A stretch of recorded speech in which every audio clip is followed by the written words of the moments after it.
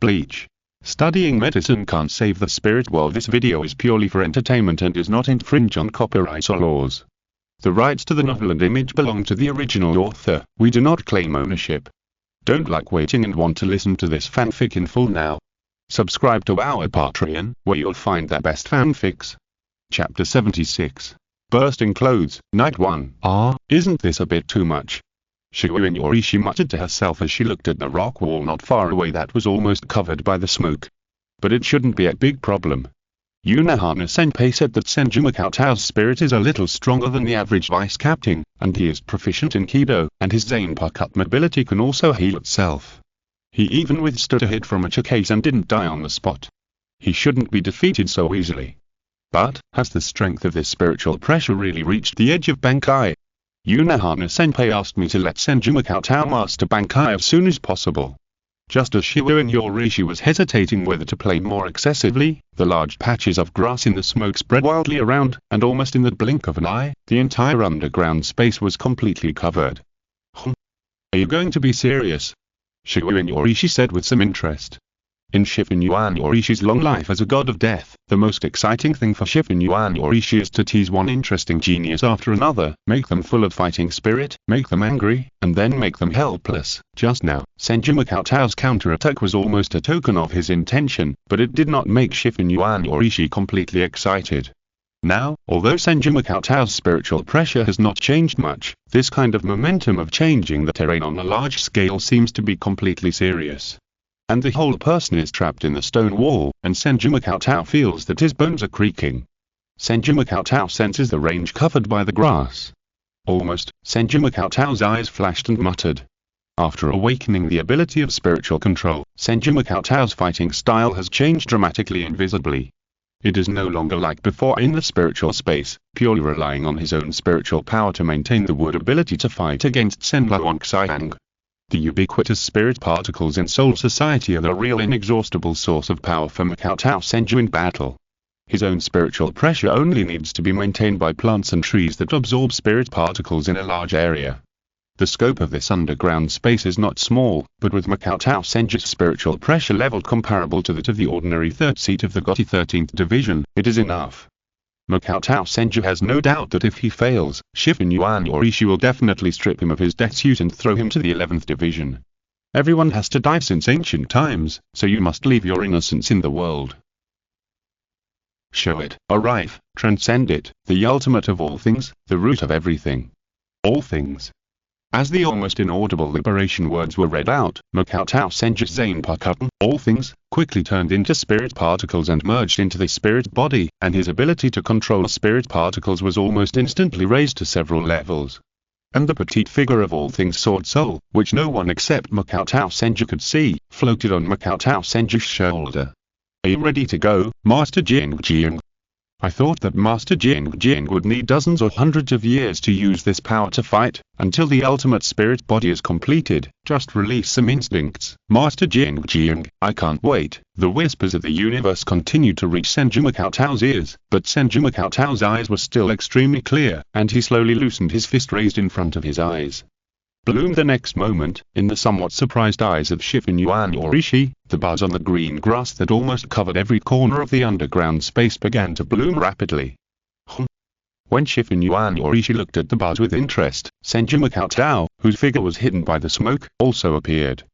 At this moment, the death suit on Senju Cheng's body had become a little tattered, and a hand wearing a white glove slowly pointed in the direction of Shigeru. Seeing this, Shigeru became completely excited. Oh? Are you provoking me? You're getting arrogant, kid. Just as Shigeru finished speaking, the whole person almost turned into a shadow again and quickly approached Senju Cheng. However, with Shigeru as the center, the green grass in all directions suddenly grew wildly at an unprecedented speed, as if it had turned into countless swaying green tentacles forming an airtight giant net and pounced on Shigeru. Kid, if that's all, I'll be disappointed. This kind of slender and soft ability, how can it stop me? Shigeru laughed, and the slender figure almost turned into a human-shaped Tyrannosaurus. Although the spiritual pressure that erupted did not exceed the level of the vice captain, those tough tentacles almost collapsed at the touch. Just when Shigeru approached Senju Cheng about 10 meters away, Shifen Yuan Yorishi suddenly noticed Senju Makoto's confident and calm expression. Captain Shifen Yuan, there is a limit to how much you can underestimate others. You should be careful with this attack. As Senju Makoto's voice fell, the numerous tiny tentacles that were entangled with Shifen Yuan Yorishi suddenly expanded and became extremely thick, turning into giant trees that gathered and pressed towards Shifen Yuan Yorishi from all directions. What? This sudden change made Shifen Yuan Yorishi's eyes widen a little, but the careless Shifen Yuan Yorishi had lost the space to dodge.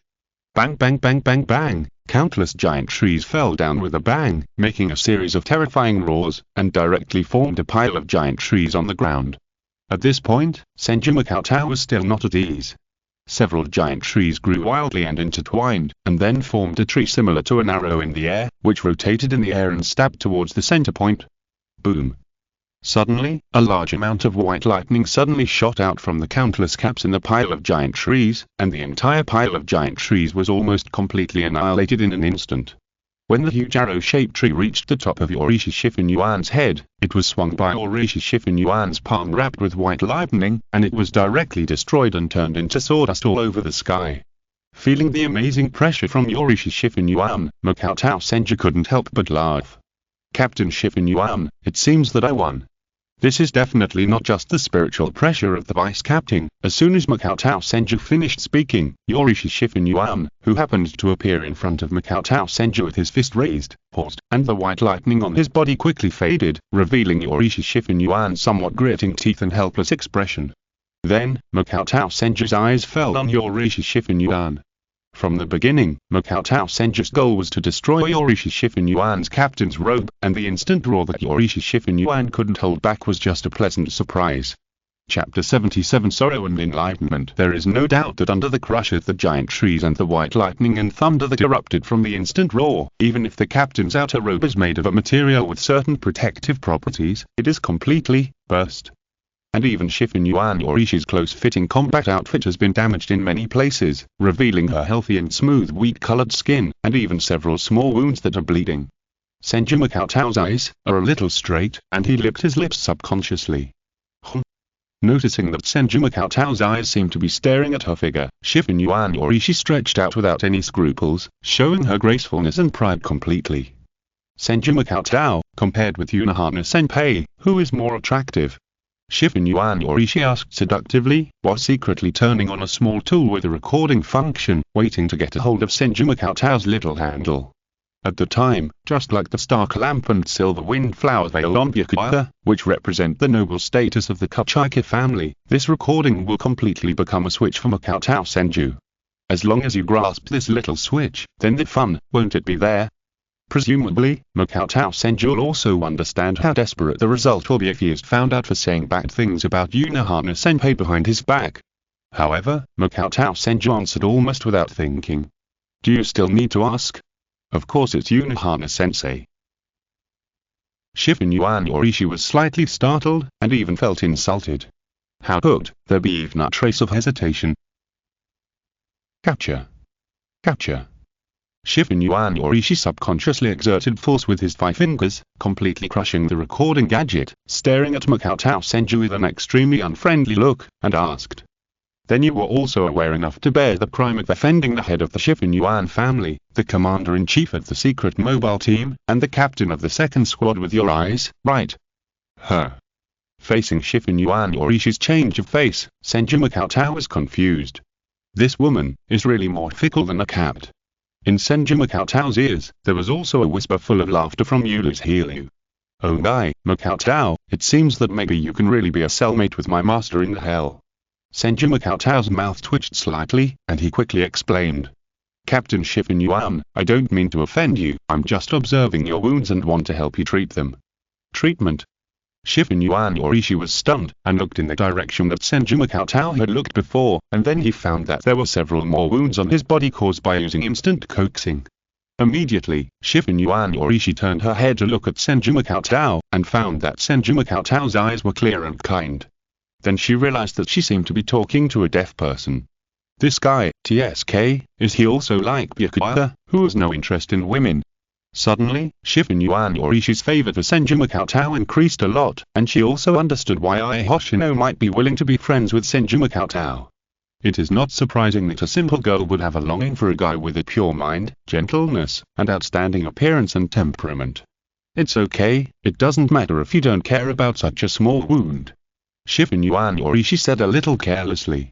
That won't work. However, how could Senju Cheng miss this opportunity? With the light of Seireitei appearing in his hands, he took the initiative to approach Shifu Yorishi and treated Shifu Yorishi without any explanation.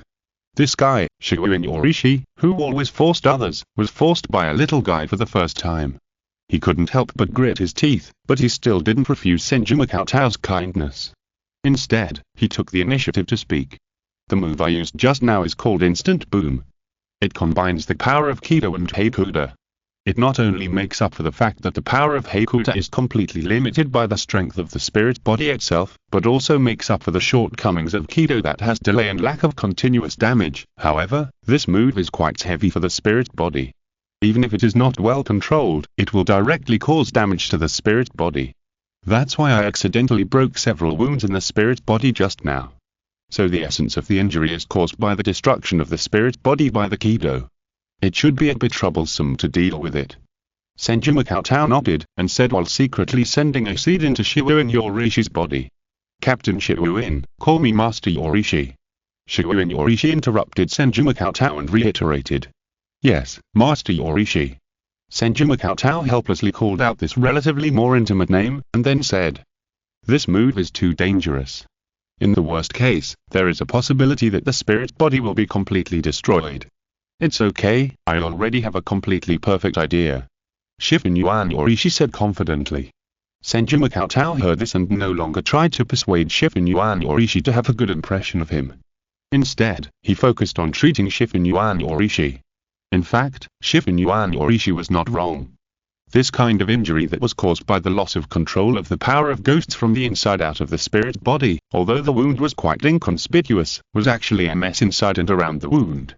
Fortunately, Shifu Yorishi was a master of white fighting, and the strength and muscle strength of the spirit body were quite outstanding, so he could continue to be carefree as if nothing had happened. After a moment, Senju Cheng showed a satisfied and innocent smile on his face and said, It's no problem, Shifu, Master Yorishi. Under Shifu Yorishi's threatening eyes, Senju Cheng changed his words in time. Then, Shifu Yorishi slightly moved his limbs and praised. As expected of a disciple of Senior Unohana, your Kido level is indeed quite excellent. I'm afraid that even the top officers at the 4th Division may not be able to compare with you. Master Yorishi, you are too kind. I still have a lot to learn from my seniors. Senju Cheng scratched his head, smiled innocently, and replied.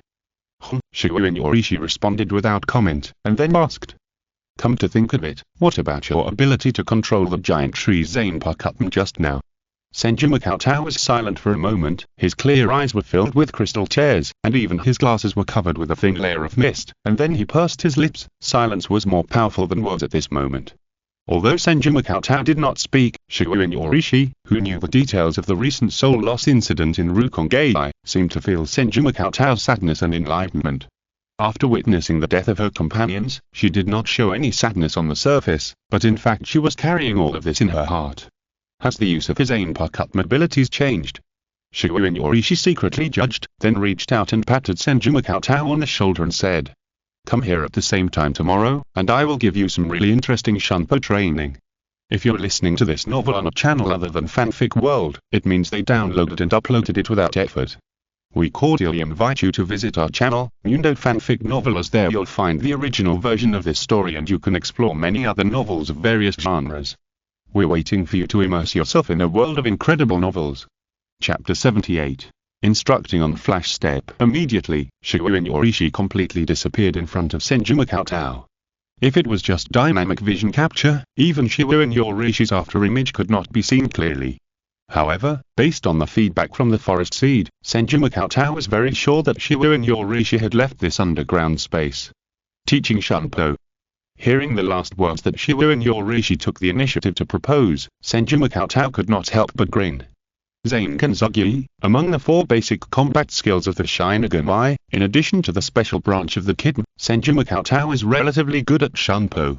However, what Senju Cheng learned in the past was just the basic shunpo taught by the Shinem Spiritual Academy. In fact, the more profound techniques of zanpakutō are basically taught by word of mouth within the Seireitei. According to Senju Cheng's understanding, the strongest swordsman in the entire Soul Society, which is closely related to the art of slashing, is no more than one between Unohana and Yamamoto Seireitei Shichiku. The white fighting represented by the fist is relatively weak because most of the Shinigami rely on the ability of the zanpakutō, so the second division is relatively more focused on white fighting. The instant step represented by walking is undoubtedly the strongest by Shirin Yorishi, who is known as the instant god. As for Kido, although most of the Kido has been formalized and the learning channels are relatively easy, there are a large number of special Kido among the Kido people, which are still difficult for ordinary Shinigami to contact. Therefore, being able to be personally taught by Shirin Yorishi in instant step is almost one of the best treatments in the Seireitei.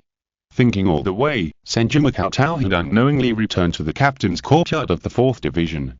To Senju Cheng's surprise, Unohana had not gone to bed yet, but was still sitting in the courtyard concentrating and arranging flowers elegantly. "You're back." As if sensing Senju Cheng's approach, Unohana asked gently. "How was Captain Shirin Yuan's training?" Apart from the secret sewing, Senju Cheng did not hide anything and repeated all the details truthfully. Hearing that Senju Cheng had developed his zanpakutō into offensive and defensive capabilities, Unohana's expression slightly changed and asked, "Makatao, don't you hate fighting the most?" Senju Cheng pondered for a moment, raised his eyes and looked at Unohana and said, "I want to protect the teacher. I want to protect the teacher like the teacher protected me. One day, I can protect the teacher well. For this, personal disgust is not worth mentioning at all." Unohana's gentle expression did not seem to change, and seemed to be stagnant for a moment, then smiled and said, "Makatao, the teacher is very happy with this kind of heart. I will look forward to the day, but the teacher still hopes that you can be a good doctor." Obviously, the feeling revealed in Unohana's tone was that he did not take Senju Cheng's words seriously at all. Senju Cheng gazed deeply at Unohana, watching Unohana's beautiful figure, and slowly retreated, thinking silently. "Teacher, one day, I will fulfill all the promises I made to you, and let you know, I am such a pure and simple person, so, for the sake of the teacher, the sowing of seeds cannot be stopped at any cost." At this moment, Senju Cheng, who returned to the room, carefully sensed the efficiency of the spiritual power that the forest seed continued to absorb. Under the contribution of the second real captain-level Shinigami Shirin Yorishi, the efficiency of the growth of spiritual power has been significantly improved by 1/4 to 1/5. In this way, as long as more than half a month passes, Senju Cheng's spiritual pressure strength will be restored to about the level of vice-captain. It must be said that compared with ordinary Shinigami and students of the Mao Spiritual Academy, the scattered spiritual power that can be provided by captain-level Shinigami is completely not of the same order of magnitude. Senju Cheng also plans to maintain the normal spiritual pressure strength to the level of vice-captain in the future, and the excess spiritual power will be used for extreme spiritual body. Bankai, for the god of death. Only by truly mastering Bankai can one truly recognize his own power, which is also the most urgent need of Makatao Senju now. It's just a pity that the manufacturing efficiency of the complex special spirit particles such as forest seed is limited. Although it can be accumulated, it still seriously restricts Makatao Senju's efficiency in accumulating spiritual power and extreme spirit body. Perhaps only after truly completing the extreme spirit body can Makatao Senju truly feel a real sense of security. Makatao Senju's attacked as a harmless doctor on the surface. The enemy must not have thought that he would master the terrifying wood-type ability like a magician. When the enemy reveals his trump card and it is extremely difficult to crack the wood-type ability, at least there is still an extreme spirit body, like last Crescent Moon Sky Strike Warrior panel to back it up. At worst, isn't that Bankai? Layer by layer, this can be regarded as satisfying Makatao Senju's basic idea. After all, although there are not many medical disturbances in Jinglington now, who can say for sure whether they will appear in the future? As a doctor, if you can't kill the enemy and rescue the patient when necessary, what kind of qualified doctor is it? The next day, after Senju Cheng finished his work in the gynecology department as usual, he hurried to the underground space as scheduled. When Senju Cheng arrived, Shirin Yorishi seemed to have been waiting for a long time, and had spread a large piece of cloth on the ground, with a pile of peanuts, melon seeds, snacks, and fruits, and even empty wine bottles were thrown everywhere. Shirin Yorishi's cheeks were slightly red, shaking the bottle, and said, Are you here? Yes, Master Yorishi. Senju Cheng, who knew that you had to rub the cat by the hair, responded respectfully, without questioning whether Shifu Yorishi was just hiding to be lazy and drink, and teaching him was just a byproduct. And Shifu Yorishi didn't mean to talk nonsense at all, and spoke directly. I won't repeat those long-winded basic concepts of Shunpo. You just need to remember one thing. Shunpo is essentially a special skill based on the strength of the spirit body, so the strength of the spirit body in a sense restricts the upper limit of Shunpo. Of course, more than 98% of the idiots in the Seireitei have no chance of reaching the upper limit of the strength of the spirit body. In addition, whether or not you have mastered the various techniques of Shunpo is related to the lower limit of Shunpo. Shifu Yorishi, who kept talking about a lot of Shunpo techniques, paused, looked at Senju Cheng with a dazed look, and commented. I also observed last night that your Shunpo foundation is just barely passable, and some unnecessary basic training can be omitted. Feng. As Shifu Yorishi's voice fell, the petite figure of Fen Chaoyu appeared behind Shifu Yorishi. Order, release your zanpakutō, kill Senju Cheng with the ability of 2 hits to kill. Chapter 79. Sting and kill all enemies. Sparrow B. 8th update. Makoto Senju, Ihosho. At this moment, Makoto Senju and Ihosho looked up almost at the same time, looking at Yorishi Shoin in shock. Yorishi Shoin had no intention of retracting the order, and only glanced at Ihosho with blurred golden eyes. Ihosho's petite body trembled, and quickly pulled out his zanpakutō. Sting and kill all enemies. Sparrow B. Suddenly, the zanpakutō in Ihosho's hand turned into a gorgeous golden finger ring, and then quickly attacked Makoto Senju, who was close at hand. Almost in the blink of an eye, Makoto Senju only had time to slightly turn his head, and the finger ring transformed by the sparrow bee directly brushed past the side of his ear, and a black butterfly pattern of bee pattern was formed. Senju Makoto instinctively blocked and counter-attacked, but with a twist of her petite waist, Ihosho flexibly dodged Senju Makoto's attack, and her legs clamped Senju Makoto's head, and she bent her waist and threw Senju Makoto out. Witnessing this scene, Shifu Yorishi smiled and said, Makoto, Ihosho is one of the best members of the secret mobile. No matter what feelings she has for you, she will definitely strictly follow the orders of the commander-in-chief, so you have to be more serious. If you're accidentally stacked by the same place by the sparrow bee, you'll die. Just as Senju Makoto was about to release his zanpakutō, he suddenly felt that his hands were empty, and his zanpakutō, Synopsis, had fallen into Shifu Yorishi's hands. Then, Shifu Yorishi weighed his zanpakutō, Synopsis, and said with a smile. The shape of the zanpakutō is quite good, but since this is a flash step training, Makoto should not release his zanpakutō. Senju Makoto. Are you sure this is just a simple training of Shunpo, and not a battle royal without equipment? You have to know that Senju Makoto is a serious student with a bias in subjects. Apart from the ability of zanpakutō, Kidman and Heikutma are really barely at the entry level. Even in Shunpo, which he is relatively good at, it is impossible for him to be better than Ihosho, who has been trained by Yorishi Shoin for a long time and is even capable of taking over the position of captain of the 2nd Division and commander-in-chief of the secret mobile team in the future.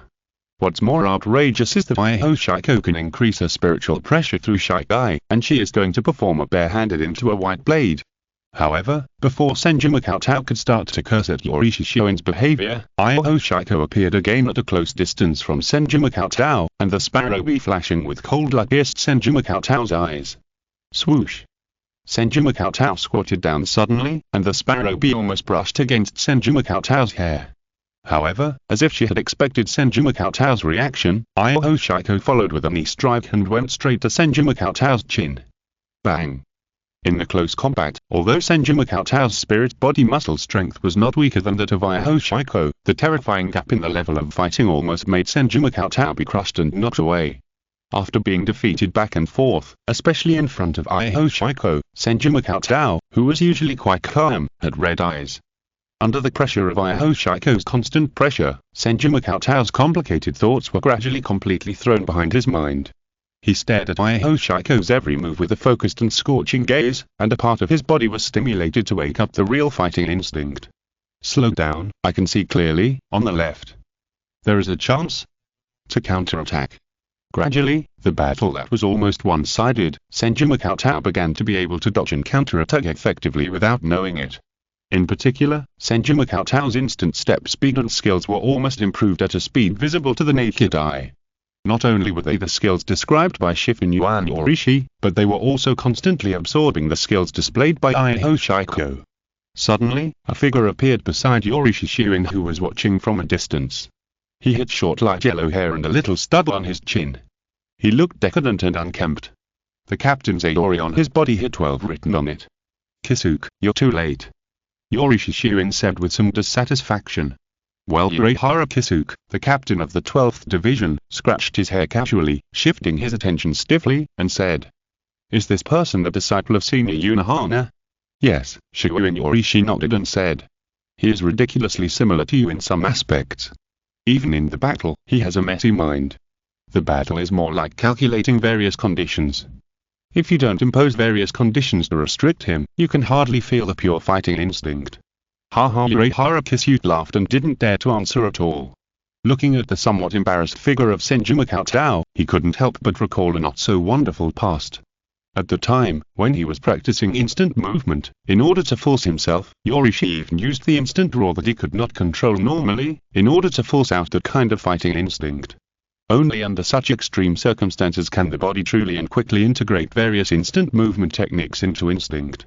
Then, Urahara Kisuke casually counted the 10 speed patterns on Senju Cheng's body, and said with a smack of his mouth, "Yorishi, aren't you afraid that I will accidentally kill Senju Cheng? In that case, the angry Unohana Senior will probably kill us too, right?" "Don't worry, Senju Cheng is growing quite fast." After a pause, Shifu Yuan Yorishi said with a playful expression. "And judging from the current trend, the bee is planning to poke Senju Cheng into a hornet's nest, and doesn't plan to stack the repeated places." As he spoke, Shifu Yuan Yorishi suddenly felt a resentful look from Urahara Kisuke.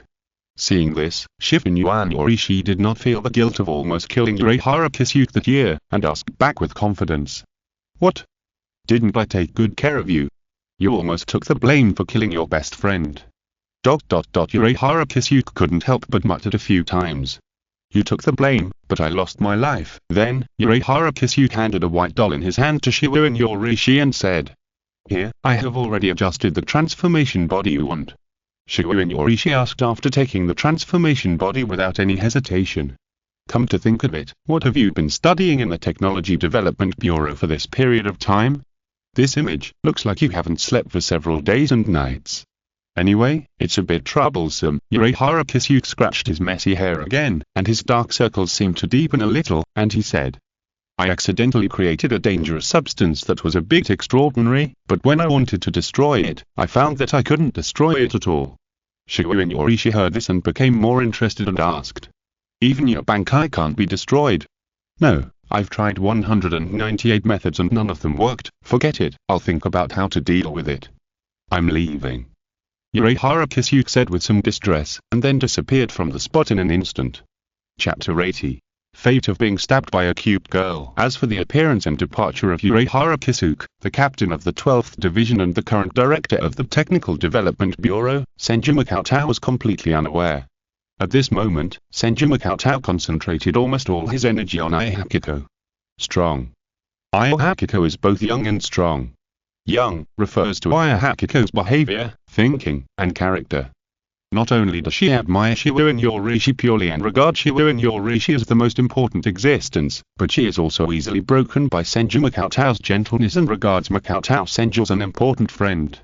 Strong refers to Ihakiko's strength. Although her spirit is still the age of a young girl, she is probably a little older than Ichimura Jin, but she has not only mastered the zanpakutō Shikai, but her level of Shunpo and Heikachi is also quite terrifying. At least, judging from Senju Cheng's current knowledge, not only Mabarumil, but even the third seat of the 10th Division who had already sacrificed himself, was completely inferior to Ihakiko's flash step and white fight. Under the command of Yorishi Shuin, Ihakiko seemed to be pressing forward step by step and launching wave after wave of attacks against Senju Cheng. Although Senju Cheng felt that he seemed to have entered a somewhat strange state, his usual messy and meticulous thinking completely disappeared, replaced by some kind of body instinct. In Senju Cheng's sight, the microscopic world of spirit particles was in full view. The various spirit particle reactions produced by Ai Hakiko when she used Flash Step also allowed Senju Makoto to more intuitively judge the details of the changes in various Flash Step techniques. Senju Makoto's body almost instinctively absorbed one skill after another under this high pressure, and the speed, flexibility, and burst of Flash Step were almost increasing at a speed visible to the naked eye. However, the huge gap between the two sides still allowed Ai Hoshino's tiny and exquisite zanpakutō, Seireitei, to leave one B pattern after another on Makoto Senju's body from time to time. The black pattern was cold and beautiful. As long as it bloomed again in the same position, it would be accompanied by the withering of death. Seeing that Makoto Senju seemed to have adapted to Ai Hoshino's strength, Shifu Yuan Yorishi, who was tasting sake and snacks while watching the show, couldn't help but shout loudly. Hey, B, what's wrong with you? Are you playing a new game with Makoto Senju? Don't slack off, B. Bang. Another collision. The improvement of instant step allowed Makoto Senju to keep up with Ai Hoshino's speed this time. His palm tightly grasped Ai Hoshino's wrist, and the elbows of his other arm collided with each other. The eyes of both sides also met for the first time. At this time, Dr. Makoto Senju was not as neatly dressed and elegant as usual, but a little more embarrassed and sharp. Ai Hoshino was wearing a black military uniform. Her once tender and lovely face was covered by a scarf, with only a pair of eyes exposed. Her eyes were irresolute and sad. Staring at Senju Makoto's eyes that seemed to have no resentment, Ai Hoshino's eyes suddenly filled with tears, and she whispered in a trembling voice. Mr. Makoto, I'm sorry, I'm really sorry, but Master Yorishi's order is absolute, and it must be fulfilled even if it costs my life, but even if another 100, 200, 500, or 1,000 years pass, and I will never forget you, and you will be my only best friend in this life. When Master Yorishi no longer needs me, I will immediately apologize to you. Senju Makoto. What's the matter with this farewell that sounded like a will? Could this idiot Ai Hoshino really think that Yorishi Shuin was going to kill her? Didn't Yorishi Shuin tell her in advance that this was a Flash Step training? Wait, with Yorishi Shuin's bad character, it's possible that she hasn't told Ai Hoshino yet. Suddenly, Makoto Senju couldn't help but feel his scalp tingling, and he subconsciously took a breath of cold air. Ai Hoshino's zanpakutō, Seireitei, has the ability of two-hit kill. Once it stabs the enemy, a unique B pattern will be formed at the corresponding part. When the B pattern overlaps, it will be the moment when the enemy's life withers. Of course, if the spiritual pressure is much higher than Ai Hoshino, the effect of two-hit kill can be forced to fail. Makoto Senju's spiritual pressure is far from reaching the level that can make two-hit kill ineffective. Although in theory Makoto Senju's spirit sonics control can continuously reorganize the spirit body through spirit sonics while the consciousness is still there. But now Makoto Senju is not in the state of releasing the Shinigami, and even his zanpakutō, Senju has been grabbed by Yorishi Shuin. And Senju Makoto had no idea what the so-called kill could achieve when two hits kill was in effect. Would the consciousness, and even the soul, be completely annihilated? Danger. Could it be that those nicknamed Brother Cheng were destined to be killed by cute girls? Wait, however, before Senju Makoto could finish, Fen Shaolin, who seemed to have realized it, suddenly disappeared in front of Senju Makoto, and her speed obviously increased again. Mr. Cheng, hate me as much as you want. The next moment, Fen Shaolin appeared behind Senju Makoto with a series of after-images, with red eyes, muttering, and the Seireitei in her hand pointed directly at the right waist of Senju Makoto. There was already a B pattern symbolizing death blooming. Once it was stuck, it's over. Fen Shaolin bit her lower lip, but her movements were accelerated again. We can't let Makoto be tortured in such a battle any longer, and put an end to Makoto's suffering. And while Yorishi Shuin, who was watching this scene from the side, focused her eyes, and instantly burst into a terrifying speed to approach, trying to stop Ai Hoshino. However, just when Yorishi Shuin almost touched Ai Hoshino, her wrist was suddenly entangled by two green grasses like tentacles, causing the Seireitei in Ai Hoshino's hand to stop at a position close to Makoto Senju's waist. Yorishi Shuin also paused, looking at Makoto Senju with some surprise. Makoto Senju's zanpakutō was obviously not in his hand, so how did he use his ability? Senramanzio is a semi-regular release type zanpakutō. Even if it is not released, it can still use some of its abilities, Makoto Senju explained. Upon hearing this, Yorishi Shuin was somewhat surprised that Makoto Senju's zanpakutō was actually such a rare type. This was not mentioned in the intelligence collected by the 2nd Division before. However, in the history of Seireitei, semi-normally released zanpakutō are only considered rare. In the eyes of Shiwu and Yorishi, what is really scary is the zanpakutō like the 8th generation Kinpachi and Zarakusai that can maintain Bankai permanently. Chapter 81. Do you want to hug too? Immediately, Makoto Senju looked at Hoshiko, who looked a little confused. It was not because Makoto Senju accidentally revealed that Senroman had the characteristics of semi-permanent release, but because Shiwu and Yorishi seemed to want to stop him from killing Makoto Senju. Hoshiko, it's not okay to stack this position. Even if I can cure it myself, if I stab her too much, it will definitely cause serious psychological trauma. Makoto Senju didn't seem to be angry with Hoshiko, but instead started to tease her. Judging from others, if one day that beloved Unohana teacher asked Makoto Senju to kill Hoshiko with his own hands, Makoto Senju might also do it in great pain. At most, it would be a little bit of deception, trying to kill her first, then rescue her, and hide her to raise her slowly. Unlike the simple and kind Makoto Senju, the current Hoshiko is still immature and a little straightforward. She even said with tears in her eyes that when Shiwu and Yorishi didn't need her anymore, she would come down to apologize to him. Although he felt a little amused, Makoto Senju had no way of getting angry at such a girl. Hoshiko, it seemed, really regarded him as her important friend. It's a pity that for Hoshiko, Yorishi Shiwing is always the most important, and I may only be the second one she cherishes. Thinking of this, Makoto Senju couldn't help but sigh. And it was this sigh that woke up Hoshiko, who was in a daze. Then, Hoshiko looked at Yorishi Shiwing, who had a smirk on his face, as if he was proud that his order was more important than Makoto Senju's. Immediately, Hoshiko got the answer she wanted. You. Ichi. Sir. You're going too far. For the first time, Hoshiko got angry in front of Yorishi Shiwing, and shouted at Yorishi Shiwing with red eyes. How could you give such a false order? It was almost executed completely. Ha ha ha. Shifu Yuan Yorishi put his hands on his waist, without the noble and elegant image of one of the four nobles in front of outsiders, but smiled carelessly. Feng, you're so cute, let me hug you. No, however, Feng Shaoling's resistance was so weak in front of Shifu Yuan Yorishi. Almost every 2 times, Feng Shaoling was held in Shifu Yuan Yorishi's arms and rubbed against her face until her whole body turned red. One black and one white, one lily and one queen, one cute and one charming. This scene can be called art, and it makes Senju Makoto's blood surge. If he didn't know how to draw and didn't have a camera or something like that, he really wanted to record it on the spot. No, it seems that I have to take a photography course in the future so that I can take pictures of various important moments at any time. Just when this idea subconsciously emerged in Senju Makoto's mind, he quickly dismissed it. The nickname Brother Makoto given by the pink little Lula to Kusaka Yaoru is already quite a curse, and she was almost stabbed by Hoshiguki. If she keeps putting various unknown debuffs on herself, won't it be sooner or later that something bad will happen? Although, this kind of thing is somewhat metaphysical, but in order to be safe, it is better to practice painting in your spare time. Painting is relatively free of metaphysical curses.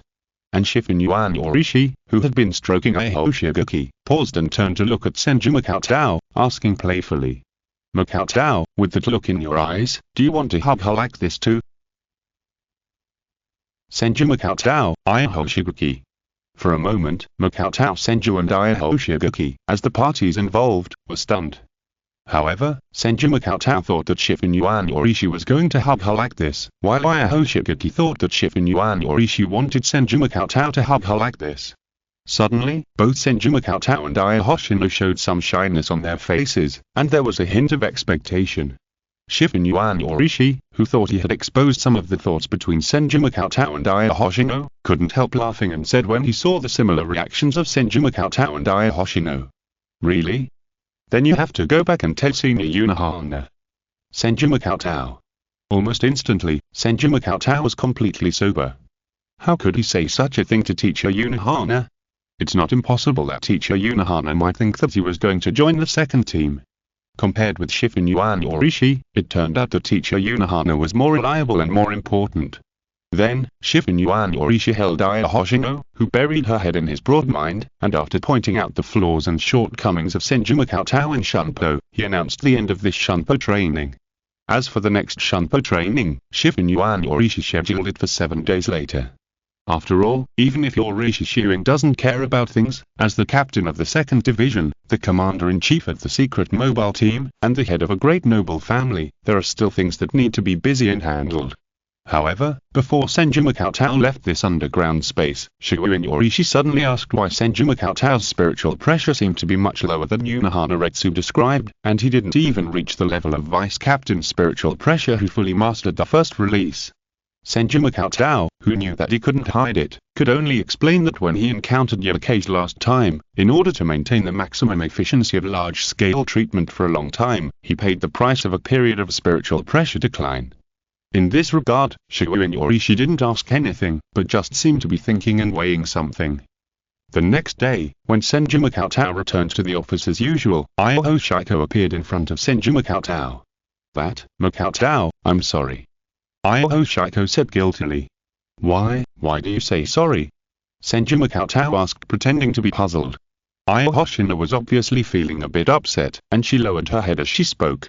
"I went too far last night. I left so many honey patterns on you, and I almost..." Before Iohoshina could finish, Makoto Senju interrupted her and said, "It's okay. If it was you, it would be okay." Makoto Senju pushed his glasses and said gently, "Those are just the marks you left on me, a symbol of our friendship." Iohoshina felt that Makoto Senju seemed to be glowing, not like Madarome Ikaku's head, but his whole body was emitting a gentle and warm light, and she said with emotion. Makoto, however, just at this moment, a somewhat doubtful voice sounded. Iohoshina, why are you here again? Didn't I tell you that the pediatric department is about 800 meters to the right after you go out? Are you here to ask Makoto for directions again?" The next moment, Rizuoki directly blocked Iohoshina and Makoto Senju, and tilted her head, with an expression as if she was coaxing a willful child who wanted candy and kisses. Looking at this scene that seemed to have happened countless times, Makoto Senju put his hand on his forehead and decisively walked away.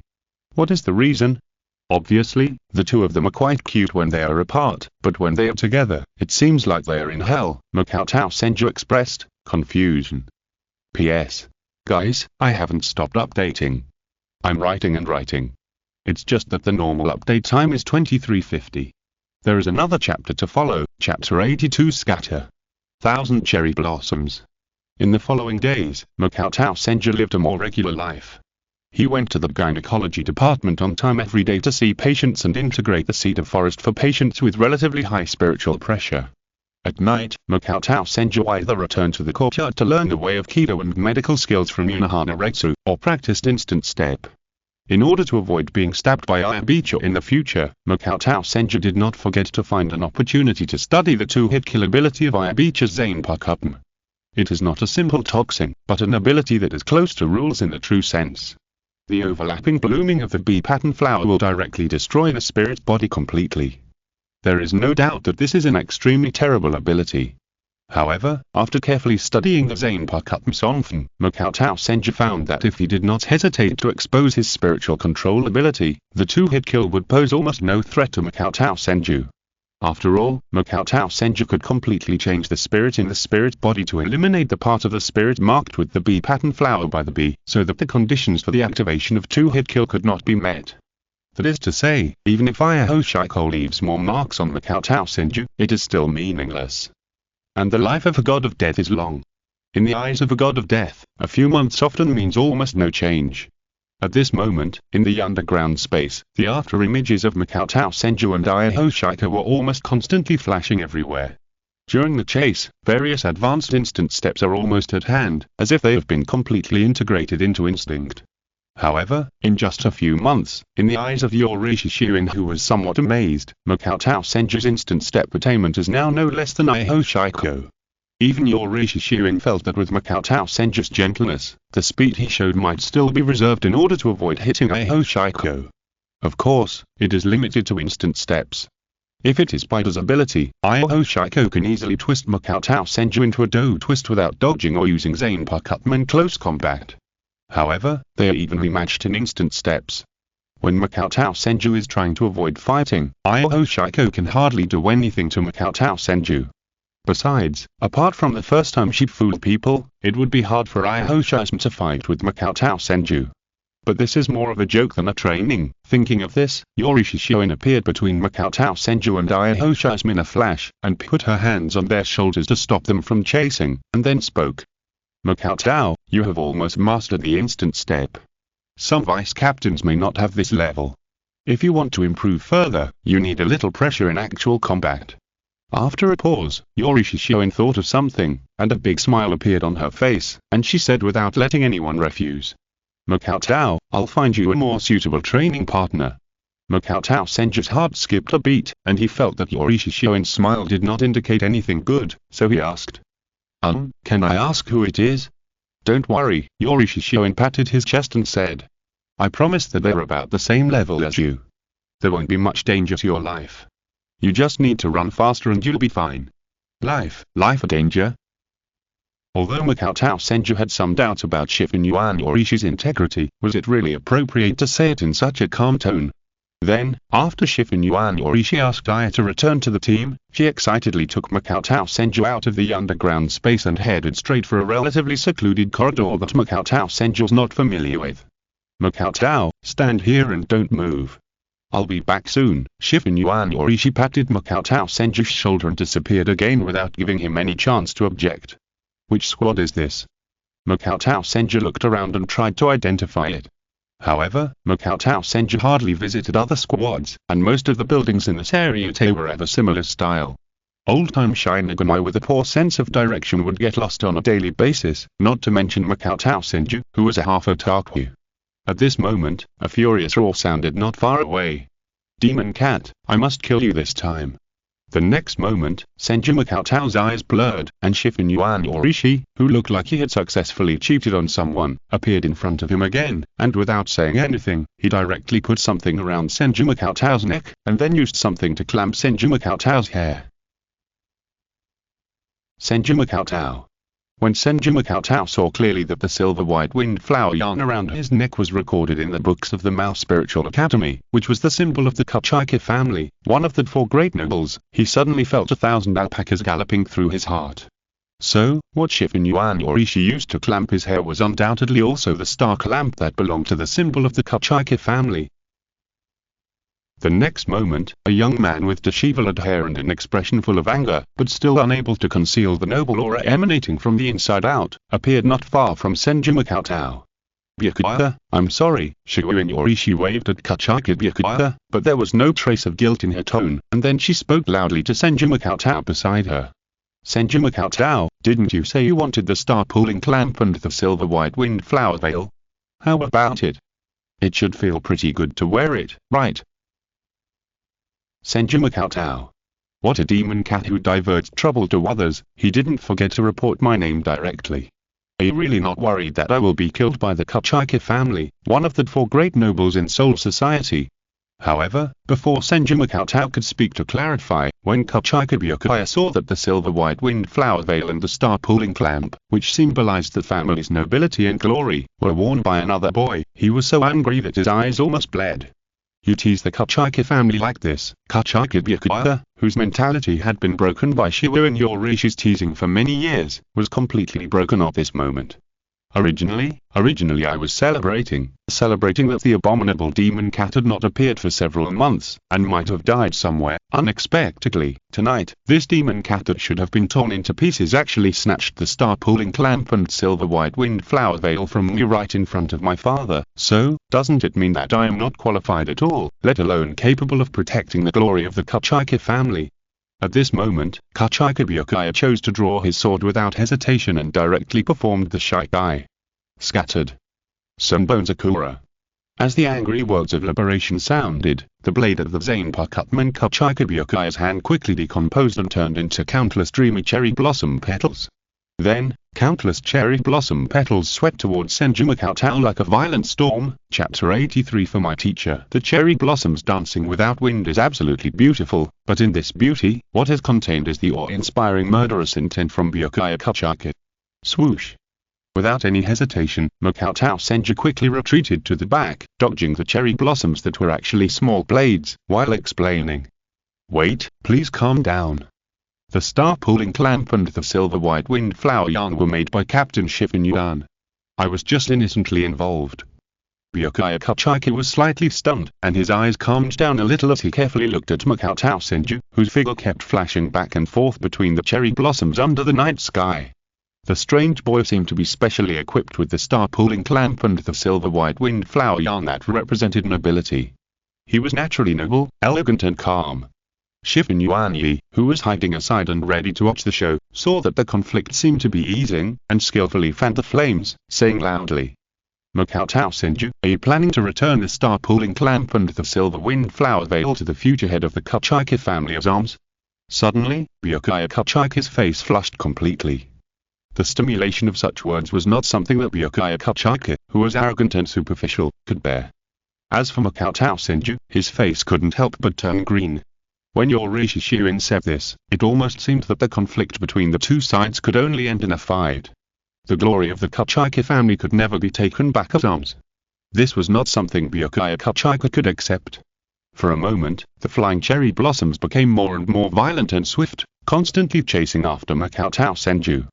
Byakuya Kachika even displayed extremely superb instant steps, chasing after Makoto Senju. The glory of the Kachika family has been tarnished, and must be washed away with blood.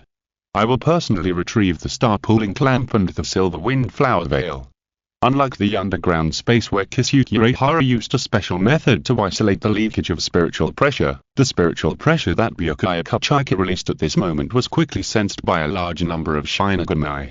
Although there were no restrictions on Shinigami performing Shikai in the Seireitei, the reckless battle that broke out near the Kachika family, one of the four great nobles, coupled with Byakuya Kachika's gorgeous and dreamy abilities, soon attracted many bystanders, including Shinigami at the level of chief officers and captains. Oh? Is that the heir of the Kachika family? The star-pulling clamp, the silver-white wind flower veil, yes, that is the symbol of the Kachika family. What a noble and heroic figure, that outstanding temperament, handsome yet gentle facial features, but, when did the heir of the Kachika family join the 4th Division? And that the Shivalot brat actually dared to release his zanpakutō to hunt down the heir of the Kachika family. Should we take down that daring, ignorant guy? Who knows, the heir of the Kachika family might accept our favor. A few of the Shinigami who had a relationship with the Kachika family and knew the appearance of the heir of the Kachika family who had not yet joined the GOTY 13 were a little confused and doubted themselves. Did I remember it wrong? Why does it seem that the Shivalot brat in the back wearing a kendo uniform looks like the heir of the Kachika family?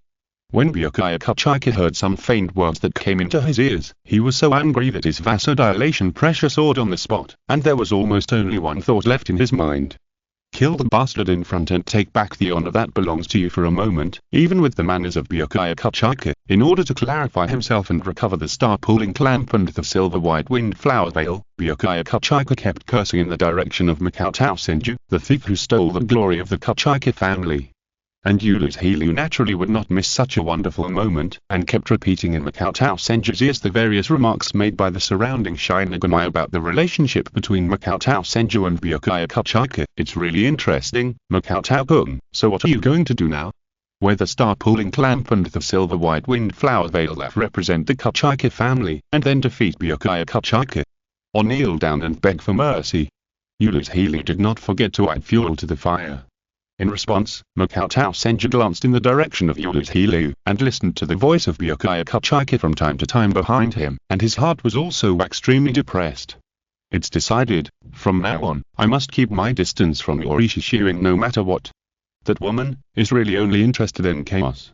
As for Uehara's suggestion of kneeling down and begging for mercy, Makoto Senju rejected this option almost without hesitation. Makoto Senju has already told Byakuya Kachika about the explanation, but Byakuya Kachika's personality and position are unacceptable. If there were not many people, Makoto Senju might have considered explaining to Byakuya Kachika in a more gentle and sincere way. However, as more and more Shinigami are paying attention to this place, this is no longer just a personal conflict between Byakuya Kachika and Makoto Senju. It is true that Byakuya Kachika represents the dignity and glory of the Kachika family. But as a disciple of Uehara, the captain of the 4th Division, Makoto Senju, if he shows weakness and bows his head in public to the scolding of another peer, it will undoubtedly damage Uehara's face. This is, Makoto Senju cannot allow. Perhaps, at the beginning, Senju Makatao only wanted to fool Unohana Retsu, but Unohana Retsu's gentle and intellectual face emerged in Senju Makatao's mind. The occasional concern, gentle eyes, and occasionally dark and hateful style. He even owed a favor to the Shiwuin family, just to ask Shiwuin Yorishi to teach him instant steps, so that he would have more chances to save his life. Really, men, as expected, after leaving the shadow of a woman in their hearts, they will have weaknesses in decision-making and rationality. Finally, in a wide square, Senju Makatao stopped his retreating steps. And Kachika Byakuya stood almost 50 meters away from Senju Makatao, accompanied by countless cherry blossoms, and said in a bad tone, "You don't plan to run away anymore? You thief who stole the glory of the Kachika family. Of course, even if you run away, there is no point. Even if I go to the ends of the earth, I will personally take back the star-pulling clamp and the silver wind flower veil from you. I can't run away, otherwise my teacher won't let me go." However, Senju Makatao couldn't help but smile knowingly when he thought of all the dark means that Unohana Retsu might use. However, this smile, in the eyes of Kachika Byakuya, was full of contempt and arrogance. Although he was furious, Kachika Byakuya, who still disdained sneak attacks, and even more disdained to humiliate unarmed people, looked directly at Senju Makatao with sharp eyes and shouted, "What an arrogant attitude! Bet on the glory of the Kachika family, draw your sword." Of course, Chapter 84 is this a healing zanpakutō. Senju Makatao slowly pulled out his zanpakutō from his waist, chanting the words, "Endless vitality. Everything in the universe." Suddenly, with Senju Makatao as the center, large tracts of grass spread rapidly until the entire square was completely covered. Zanpakutō's ability to change the terrain. Kachika Byakuya said subconsciously. This scene also fell into the eyes of many Shinigami watching the battle around the square, causing a burst of amazement. In the Seireitei, there is a concept that is not officially recognized, but is recognized by many Shinigami. That is, the more exaggerated the form of zanpakutō after the release of Shikai and Bankai, the more powerful and terrifying the corresponding ability is. A small and ordinary blade cannot bear the real power. Therefore, seeing Senju Makatao's Shikai that seemed to easily change the terrain of the entire square, the expressions of the surrounding Shinigami changed slightly. No, my all things in the world is a healing ability. It can repair the injuries of spirits by absorbing the spirit particles in the air, which means that it can heal all things, and Makatao Senju also explained loudly as if he was quite gentlemanly. Its own offensive power is quite weak, but after witnessing the death of my companions, I understand that protection is not just about healing, but also about standing in front of the weak. So, I made a small change and used the spirit particles absorbed by all things in the world to fill the weak grass itself. As Makatao Senju's voice fell, tiny buds bloomed on the grass, and then a green grass on the left side of Makatao Senju quickly expanded and grew, almost turning into a tree as tall as Makatao Senju in the blink of an eye. Then, under the gaze of Byakuya Kachika, Makatao Senju hung the star-pulling clamp and the silver white wind flower veil on the tree, and then the tree grew rapidly again. "What do you mean by this?" Byakuya Kachika questioned. "I have repeated that these two items were imposed on me by Shifu Yuan Yorishi. I have no contempt for the Kachika family. In fact, I have always respected the Kachika family as a model among the nobles." After a pause, Senju Makatao pointed his zanpakutō directly at Kachika Byakuya and said seriously, "Whether we win or lose this battle, I will definitely return the star-pulling clamp and the silver wind flower veil. However, please apologize for your remarks that I am a thief who stole the glory of the Kachika family." Kachika Byakuya's expression became serious, and he realized that he seemed to have misunderstood the boy in front of him. Perhaps Senju Makatao was just a death god who accidentally passed by the Kachika family and was slandered by the hateful demon cat. He just wanted to laugh at his own joke.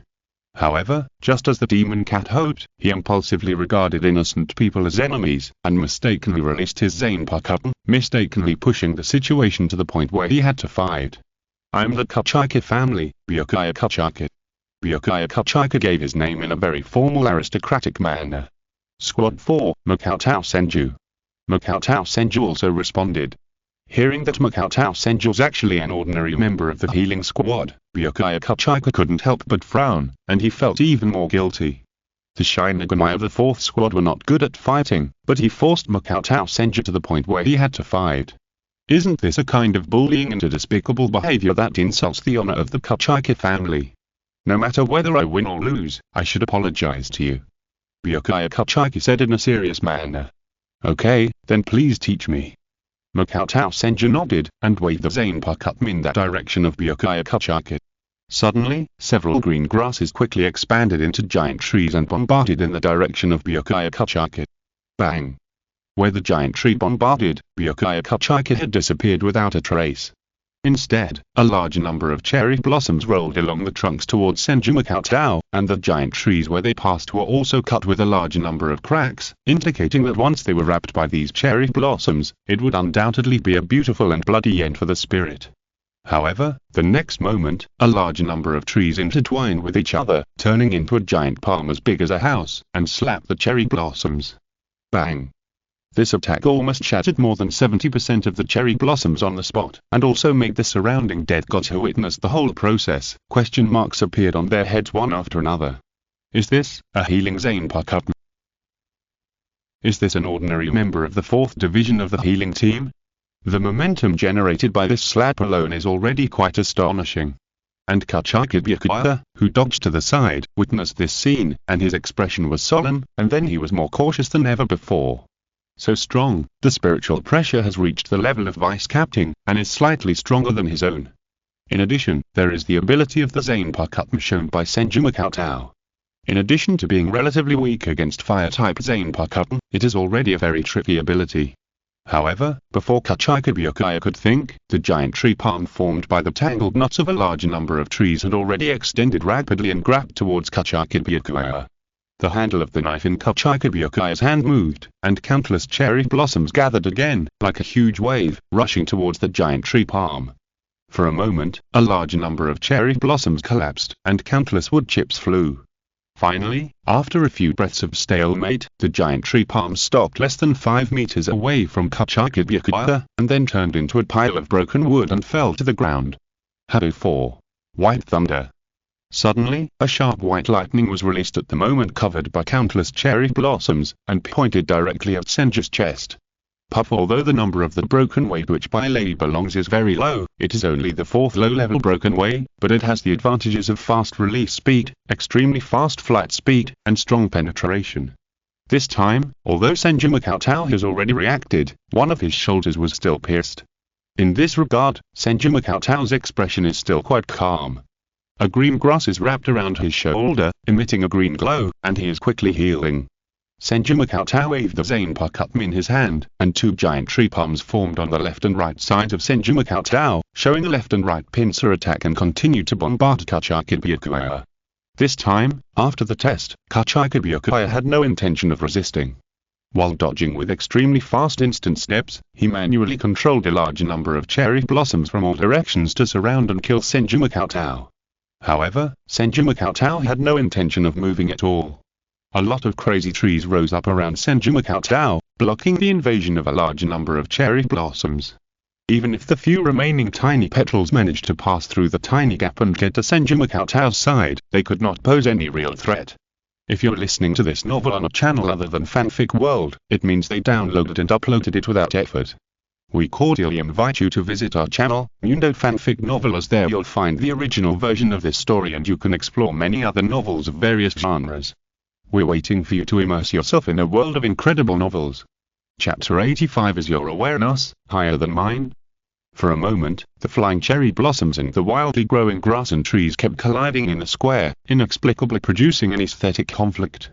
Green covered the ground, and the cherry blossoms covered the moon. Both sides were constantly testing and attacking. However, in contrast to the postures of both sides, Kachiki Byakuya was like a piece of cherry blossoms, constantly flashing and dodging in various places in the square, while Senju Makoto always stood in place, calmly manipulating one giant tree after another to attack and defend. A moment later, in another head-on collision, Kachiki Byakuya followed the impact and turned back 100 meters away. Makoto, I have roughly understood your ability flaws. At this moment, Kachiki Byakuya no longer had the anger and impetuousness he had shown before, but instead spoke calmly to analyze. Since using this ability, Makoto has never left his original position, always keeping his feet on the ground, many times, even though he could have avoided the attack by just moving one step, and with Makoto's instant step, the attack would not pose any threat to him at all. Makoto would rather use more effort to manipulate the giant tree to block it.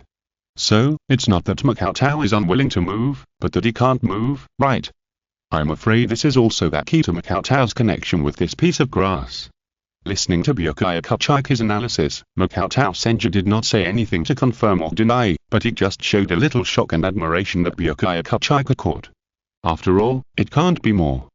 If it's a little more, Makao Senju is also worried that Byakuya Kachiki will be proud, and will be angry after discovering the truth. The reason why Makao Senju didn't move was not only because he was too lazy to move, but more importantly, as it was the first time that he showed his wood-type ability on the offensive and defensive sides in public, he naturally intended to deliberately create some weaknesses that could be exploited. Just in case, if some old man wants to use this information to do something to me, I, a kind-hearted boy, can be prepared. In fact, the weakness that Makao Senju deliberately showed in this battle, in addition to the fact that he cannot move easily and can only stand like a piece of wood to output, there is an upper limit to the distance of manipulating giant trees. He can only manipulate the green grass beside him to turn into giant trees, and there is an upper limit to the number of giant trees that can be manipulated at the same time. As for how many floors Byakuya Kachiki analyzed, Makao Senju did not know. Anyway, Makao Senju's real target is the many Shinigami watching the battle around, especially Aizen Sasuke and his gang. If the ability is too terrible, it may cause Aizen Sasuke to pay too much attention and fear. However, Byakuya Kachiki thought he got the answer he wanted from Makao Senju's expression, and spoke confidently. Mr. Makao, you are very strong. Unfortunately, I have reasons to win this battle. The dignity and honor of the Kachiki family must be maintained by victory no matter what. The future heir of the Kachiki family is not allowed to be tainted with the stigma of failure. After a pause, Kachiki Byakuya looked at Senju Makao and said, Mr. Makao, after the battle, I will apologize to you with the highest courtesy. Senju Makao shook his head and said in a firm and gentle tone, Sorry, Byakuya, I will not allow myself to fail in this battle. As the disciple of the captain of the 4th Division, Unohana Retsu, I will not let anyone disgrace the name of my teacher, including myself, and the last time I was defeated by a Chikase and failed to save the lives of more than 20 colleagues, it was enough for me to not forgive myself. This time, I will never lose. At this moment, Kachiki Byakuya seemed to be completely excited. He looked at Senju Makao with a look of recognition and fighting spirit, and said loudly, I see, I really feel Makao's awakening, so let's both sides bet on their beliefs. Come on, Byakuya. Makao Senju also seemed to be excited, and a large number of giant trees soared into the sky, as if they had turned into a wooden dragon and bit towards Byakuya Kachiki. While Byakuya Kachiki kept dodging with his superb instant steps, he also frantically manipulated Senbon Bancho to attack Makao Senju, forcing Makao Senju to continue to use extremely high-cost defense. At this moment, in the eyes of the Shinigami watching the battle around, it was undoubtedly the beginning of a more brutal war of attrition. Whoever's belief was a little weaker, whoever's will was a little slack, who would not be able to hold on to the end. Byakuya Kachiki undoubtedly believed in his victory. In Byakuya Kachiki's view, compared with the flexibility of Senbon Bancho, Makao Senju's zanpakutō ability was quite remarkable in both offense and defense, but the obvious flaws would cause him to be caught in an endless stream of attacks, and his spiritual pressure would be consumed faster. However, what Byakuya Kachiki didn't know was that Makao Senju's spiritual pressure only needed to be maintained on a large area of grass. Those giant trees were completely formed by absorbing the spirit particles in the air. In fact, if Makao Senju was really more durable, I'm afraid there would be no Shinigami in the entire Soul Society who could match him. However, in order to create the illusion of spiritual pressure consumption, Makao Senju could only consume spiritual pressure to construct his own ultimate spiritual body while fighting. For a while, in the eyes of the Shinigami who were watching, the spiritual pressure between Byakuya Kachiki and Makao Senju gradually began to decline, and soon dropped to a very dangerous level. The Kachiki family will never lose. Seeing that he was about to lose, Byakuya Kachiki seemed to have a potential explosion, and his spiritual pressure suddenly increased again, and even the number of cherry blossom petals increased significantly. As for Makao Senju, when his spiritual pressure dropped to a certain freezing point, his eyes revealed a determination that was not shaken at all. His spiritual pressure was like being locked, firmly stabilized at a certain level, as if what was consumed was his life. Finally, with victory seemingly within reach, Byakuya Kachiki unexpectedly unleashed his potential for the second time. But, Makao, is your awareness better than mine? As Byakuya Kachiki slowly fell to the ground with blurred vision and nearly exhausted spiritual pressure, he could not help but mutter a sentence, and then fell into a coma. And Makoto Senju was also shaky. His face was pale, but his slender figure still stood on the square. At this moment, the Shinigami watching around, whether they were the chief officers or the captains, could not help but admire and recognize the faith and awareness between Makoto Senju and Byakuya Kachiki. Fighting to the last moment, fighting to coma, then, Makoto Senju caught the star-pulling clamp and silver-white wind flower veil that fell into his hands as the trees dissipated, and then walked to Byakuya Kachiki with seemingly frivolous steps, and gently placed the star-pulling clamp and silver-white wind flower veil on Byakuya Kachiki. Chapter 86 10% off. It's not that my awareness is superior to yours, but my routine is superior to yours, Byakuya. Just as Makoto Senju silently responded to Byakuya Kachiki in his heart, a noble figure landed beside Byakuya Kachiki. He looked very similar to the adult version of Byakuya Kachiki, with a star-drawing pin at his ear, but he did not have the indifference and arrogance of a nobleman, but his eyes revealed a gentle look. Kachiki Sojin, the vice-captain of the 6th Division, first nodded slightly to Makoto Senju, then bent down and picked up Byakuya Kachiki who was lying on the ground. However, Kachiki Sojin did not blame Byakuya Kachiki for his defeat, but his eyes revealed pride and satisfaction, and then he spoke to Makoto Senju. My son has an impetuous and impulsive personality. I hope Makoto will forgive me. Hearing this, even Makoto Senju could not help but look at Kachiki Sojin's demeanor and magnanimity. Most of the noble Shinigami who are high above others have a contemptuous attitude towards Shinigami who come from Rukongei. Not to mention the cliched mentality of beating the younger one, here comes the older one, which is completely in line with human nature. Most people would feel that their son's defeat to the members of the 4th Division in public is undoubtedly a loss of face as a noble, and would be upset. What Senju Makoto didn't expect was that Kachiki Sojin would take the initiative to apologize. Then, Senju Makoto also responded to Kachiki Sojin in a flustered manner like a somewhat innocent boy who was at a loss. Kachiki Sojin then hurriedly left with Kachiki Byakuya. At this moment, Senju Makoto looked at the direction where Kachiki Byakuya left, revealing some reluctance and regret. I haven't had time to treat Kachiki Byakuya yet, Byakuya-kun. If you don't mind, please give me an injection sometime.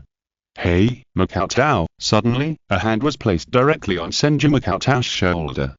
Shifen Yuan Yorishi seemed to treat Senju Makoto as a good brother and hugged him directly, saying carelessly, "This is instant step training. You guys didn't move at all during the whole process. It's really boring.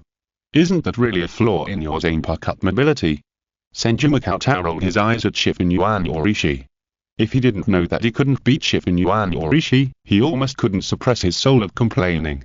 I'm fucking sick that I simply used instant step to avoid Kachiki Byakuya's Senbon Sakura. Do you think this is a barrage game?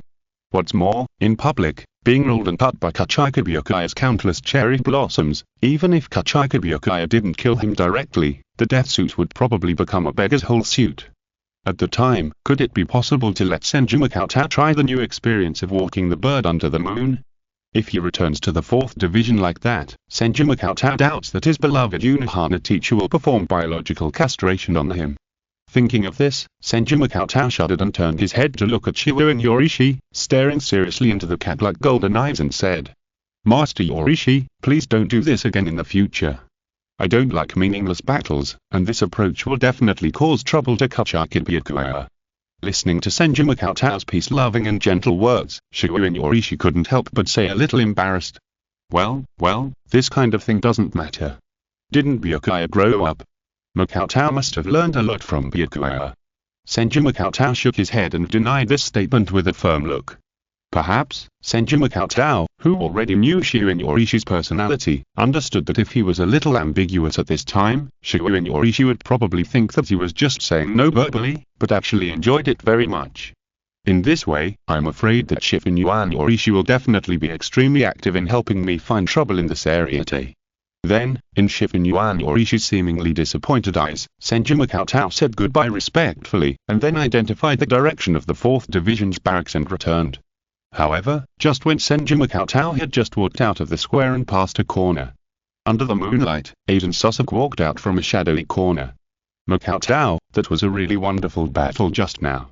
Unlike the gentle and low tone in the past, Aiden Sussex' voice at this moment seemed to have a bit more charming magnetism, and his words revealed undisguised praise.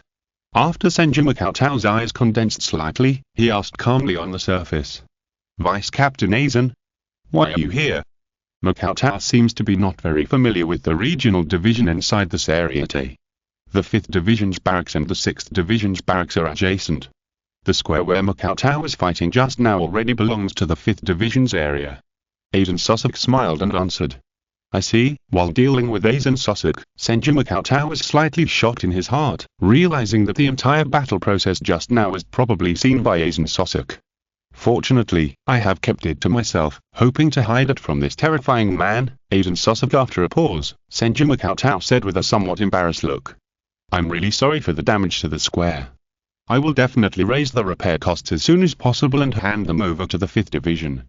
Aiden Sussex heard this and smiled dumbly, and asked. Makoto-kun, do you think I'm asking you for the repair costs? Senju Makoto's innocent eyes blinked, and he seemed to be a little confused and asked. What? Didn't Vice Captain Aizen stop me for this? Ha, Makoto-kun is really interesting. Aiden Sussex couldn't help laughing, and then said. Don't worry, we're friends. Makoto, let alone destroying the entire square, even if he destroyed more, I will find a way to help Makoto deal with it. I am so embarrassed. Senju Makoto scratched his head, then seemed to think of something and said. How about this, Vice Captain Aizen? From now on, all female members of the 5th Division who come to the gynecology department for treatment can come to me and get a 10% discount. What about me? Aiden Sussex asked. Senju Makoto said with some embarrassment. Vice Captain Aizen, the gynecology department, is not very convenient to treat male Shinigami, so, after a pause, Senju Makoto continued. But if Vice Captain Aizen really has that problem, I recommend a Shinigami to you, that is my Vice Captain Yamada-san Azuak. Then, Senju Makoto praised Yamada-san Azuak without blushing. Vice Captain Yamada is an excellent doctor and has done extensive research on the spirits of male death gods.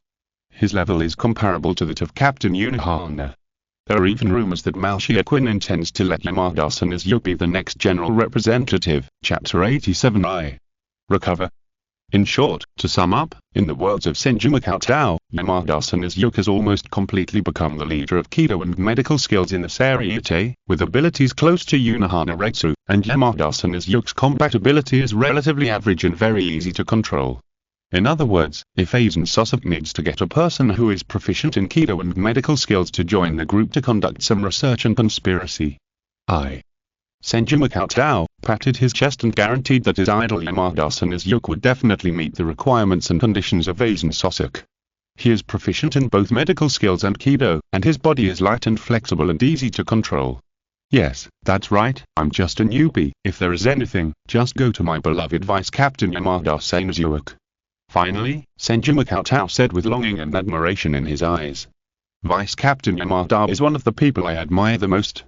He is also that guide who brought me into the 4th Division. Under normal circumstances, Vice Captain Yamada will not easily treat me. Even if he is paid, it may not be useful, but if Vice Captain Aizen needs it, I can introduce you. I think Vice Captain Yamada will not refuse. Aiden smiled and shook his head, saying. No need, Makoto, I often meet Vice Captain Yamada. Not long ago, I had a pleasant conversation in the adjutant waiting room. I don't need to trouble Makoto to introduce me. Really? That's a pity. Senju Makoto smiled innocently, as if he regretted that he could not help, and then bowed to Aiden Sussex and said. In that case, I will not take up Vice Captain Aizen's time. Then, Senju Makoto turned and walked away to the other side. Aiden Sussex, who was inadvertently diverted from the topic by Senju Makoto, made a lot of jokes until then, suddenly remembered his purpose. However, when Aiden Sussex raised his eyes, Senju Makoto had already disappeared around the corner. Aiden Sussex pushed his glasses and stared at the direction where Senju Makoto left, thinking silently. Forget it, it would be too deliberate to chase him like this, but Makoto-kun is a Shinigami from Rukongai. When we first met in the Seireitei, he noticed the threat from me, as expected. Makoto-kun, we're the same kind? On the other side, Senju Makoto, with a calm expression, hurriedly walked back to the 4th Division. Aiden Sussex showed up to meet him on purpose, and Senju Makoto was sure that the man definitely had some purpose. However, Senju Cheng was very clear that instead of falling into Aizen Sosok's rhythm, it would be better to leave directly. Although, this might make Aizen Sosok suspicious, it would definitely be better than being led by Aizen Sosok. Suddenly, Senju Cheng paused for a moment and asked directly to the air. Vice Captain Aizen is following us. The next moment, the shadow of Yulu's Helio appeared in front of Senju Cheng and answered in surprise. No. After a pause, Yulu's Helio circled around Senju Cheng in surprise and asked. Makoto-kun, you can actually sense the danger of Aizen Sosok.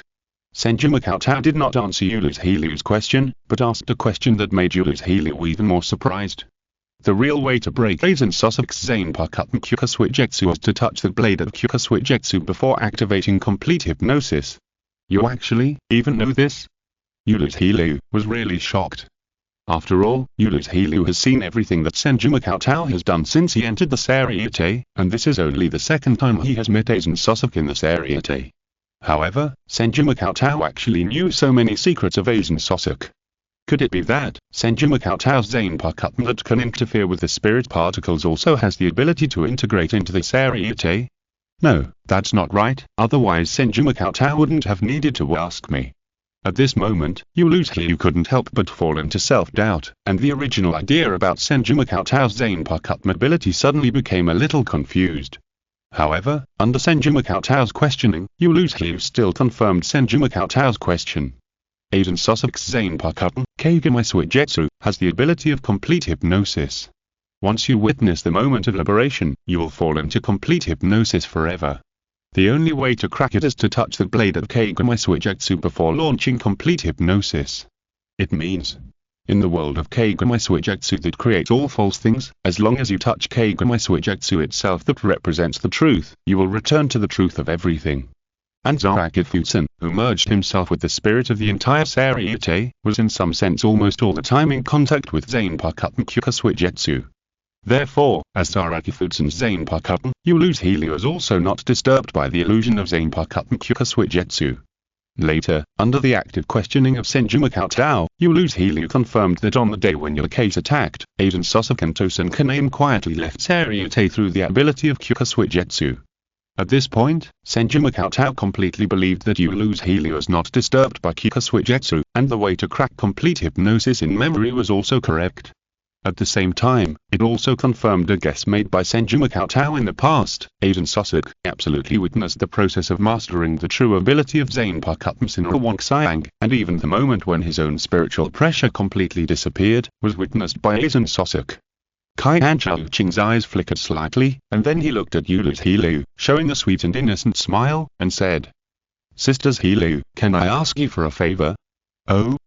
The shadow of Yulu's Helio lay directly behind Cheng, put his mouth close to Cheng's ear, and said softly, Cheng-ge, you treated me very rudely before, and you always disliked me for being napping, how could that be?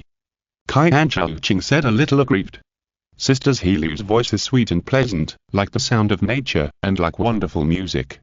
The reason why I sometimes dare not listen to it anymore is that I am worried that I will be addicted to it if I listen too much. Yulu's Helio heard this and seemed to be a little entangled.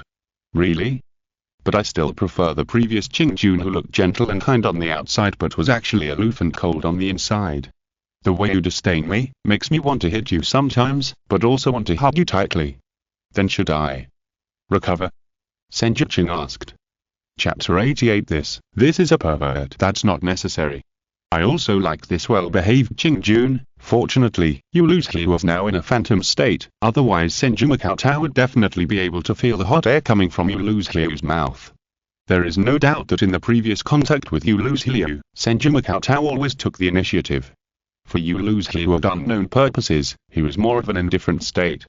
Now, realizing that Yulu's Helio can ignore Aizen Sosok's complete hypnosis ability and monitor Aizen Sosok at all times in the Seireitei, then there is no doubt that for Senju Cheng, Yulu's Helio's value is completely different. What is Seireitei's zanpakutō Yulu's Helio? This is my important Sisters Helio. Then, Sisters Helio, can you help me monitor Aizen Sosok at all times, especially if something happens to me, tell me in time, okay?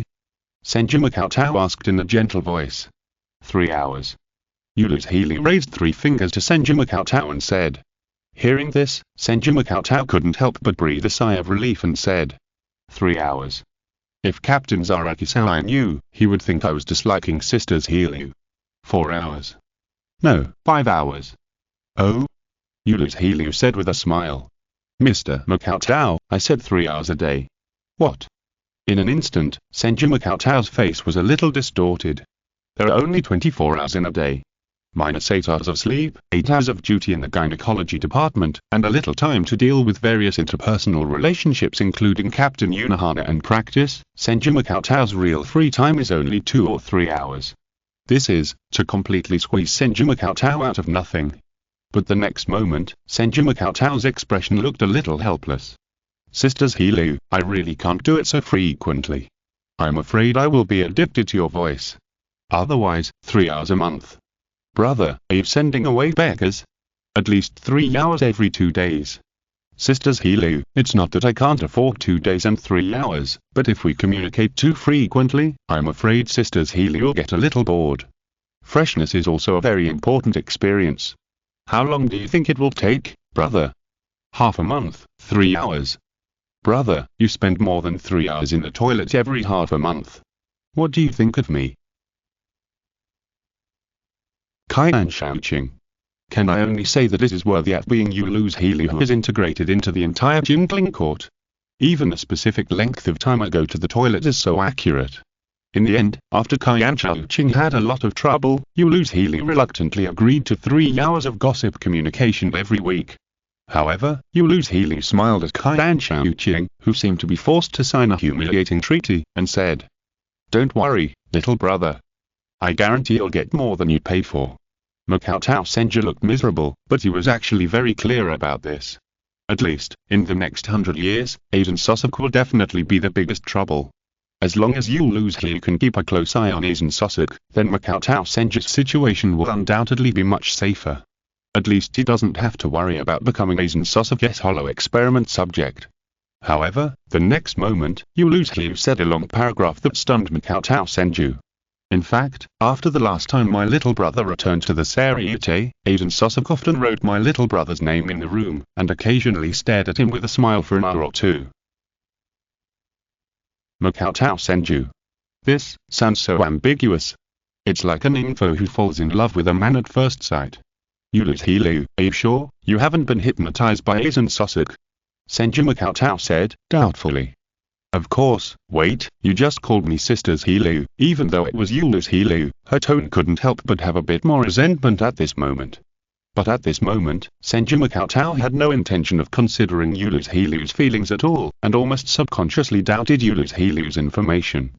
Aizen Sosok, a man who played with the entire Soul Society and Huko Mundo, how could he do such a thing?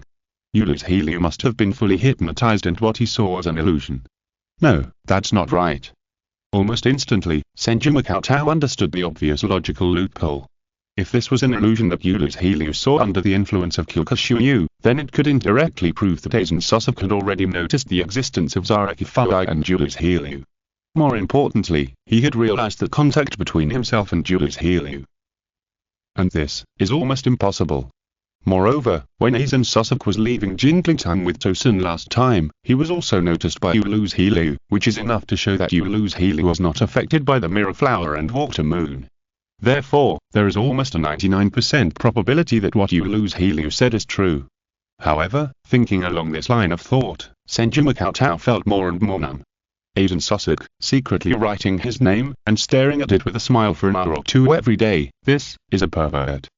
Could it be, Aizen Sosok has some bad ideas about himself? Senju Makotao's pupils trembled, and all the pores on his body shrank. Combined with the encounter with Aizen Sosok just now, some corrupt images subconsciously emerged in his mind. Aizen Sosok, who can also be called a handsome man, said softly.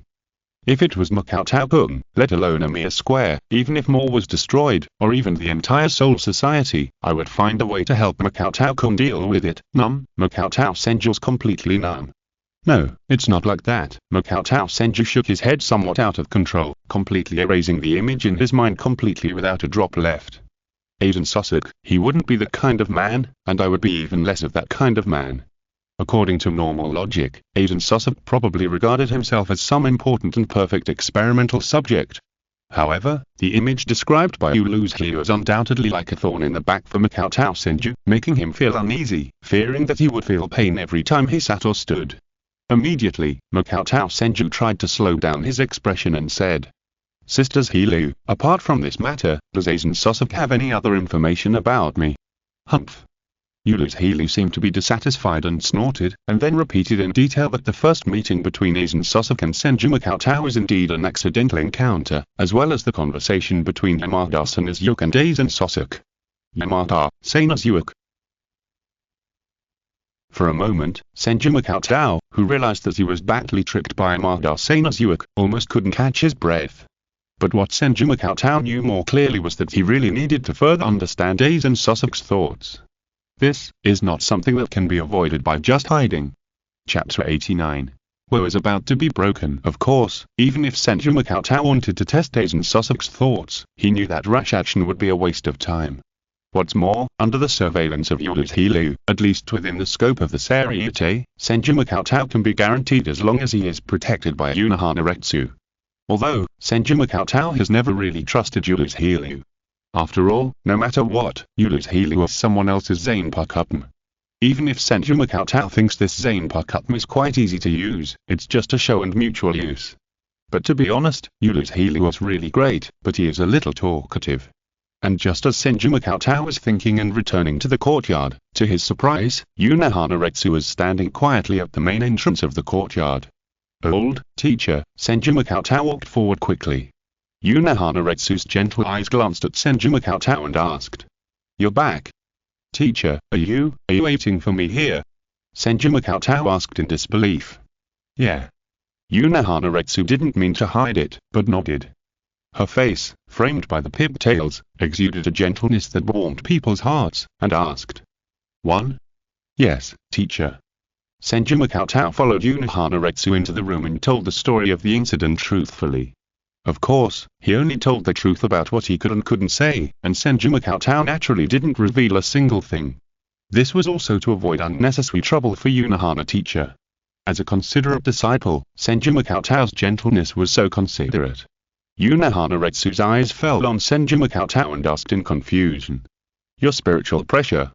At this moment, Senju Makoto's spiritual pressure dropped again to the level of an ordinary third-year student at the Mao Spiritual Academy, which was quite weak. Moreover, it was different from the fluctuation caused by excessive consumption of spiritual pressure in battle, which led to the decline of spiritual pressure. Sensing from a distance, Unohana-retsu could feel that Senju Makoto's spiritual pressure after the decline was quite stable, and it was a bit similar to the situation after being attacked by a cage last time. Senju Makoto was naturally prepared for this, and answered with his head down. "Teacher, converting the healing ability into wood-type ability to fight, is an extremely heavy burden for Senlaongsayang, and Senlaongsayang is also quite resistant to killing." Senlaongsayang, who was invisible to Unohana-retsu's sight, couldn't help but transform into a phantom and defended Senju Makoto. No, the Lun family didn't. Master Cheng-ge is slandering the Lun family. However, Senju Makoto ignored Senlaongsayang and said in a low voice, "Therefore, every time I use wood-type ability to fight, my spiritual pressure will drop for a short period of time and cannot be recovered. It will take about a month to return to normal." Unohana-retsu was slightly startled when he heard this. After all, this kind of thing is already the most fatal flaw of Senju Makoto's zanpakutō, and he will never tell others easily. This disciple, the seemingly unreserved trust from Senju Makoto made Unohana-retsu's gentle eyes obviously a little softer. "In that case, why do you have to fight with Kachikabyukaya to the end?" "No, it's necessary." Senju Makoto raised his head and said with a firm and sincere look. Senju Makoto can escape, but Unohana-retsu's disciples cannot escape and admit defeat in a panic. Unohana-retsu paused, then a bright smile bloomed on his face, and said unhappily, "What a weird competitive spirit, Makoto. There's no way anything involving Unohana teacher can't be compromised." Senju Makoto muttered, as if he was contradicting Unohana-retsu. However, this contradiction was undoubtedly very comfortable for Unohana-retsu. If Senju Makoto hit some weird strategy system prompts, perhaps at this moment he would hear the prompt sound constantly refreshing the screen. Unohana-retsu favorability +1, Unohana-retsu favorability +2, Unohana-retsu favorability +3. No one can remain unmoved by the words of someone who is devoted to defending himself. especially when this person is Makoto Senju, who is usually handsome and elegant, seemingly kind and good, without any desire to compete, and hates fighting.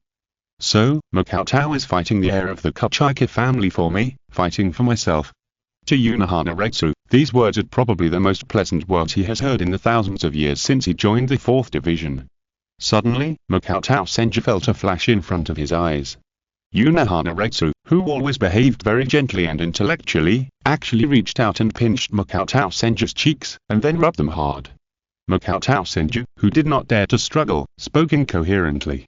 "Old man, don't, I'm going to be hurt." Then, after Unohana Retsu relaxed his cheeks, he once again regained his previous upright and intellectual appearance, and asked, "Makoto, which officer do you like?" Makoto Senju. This sentence made Makoto Senju's heart thump. Even if it is a reward, the teacher's allocation is too much, right?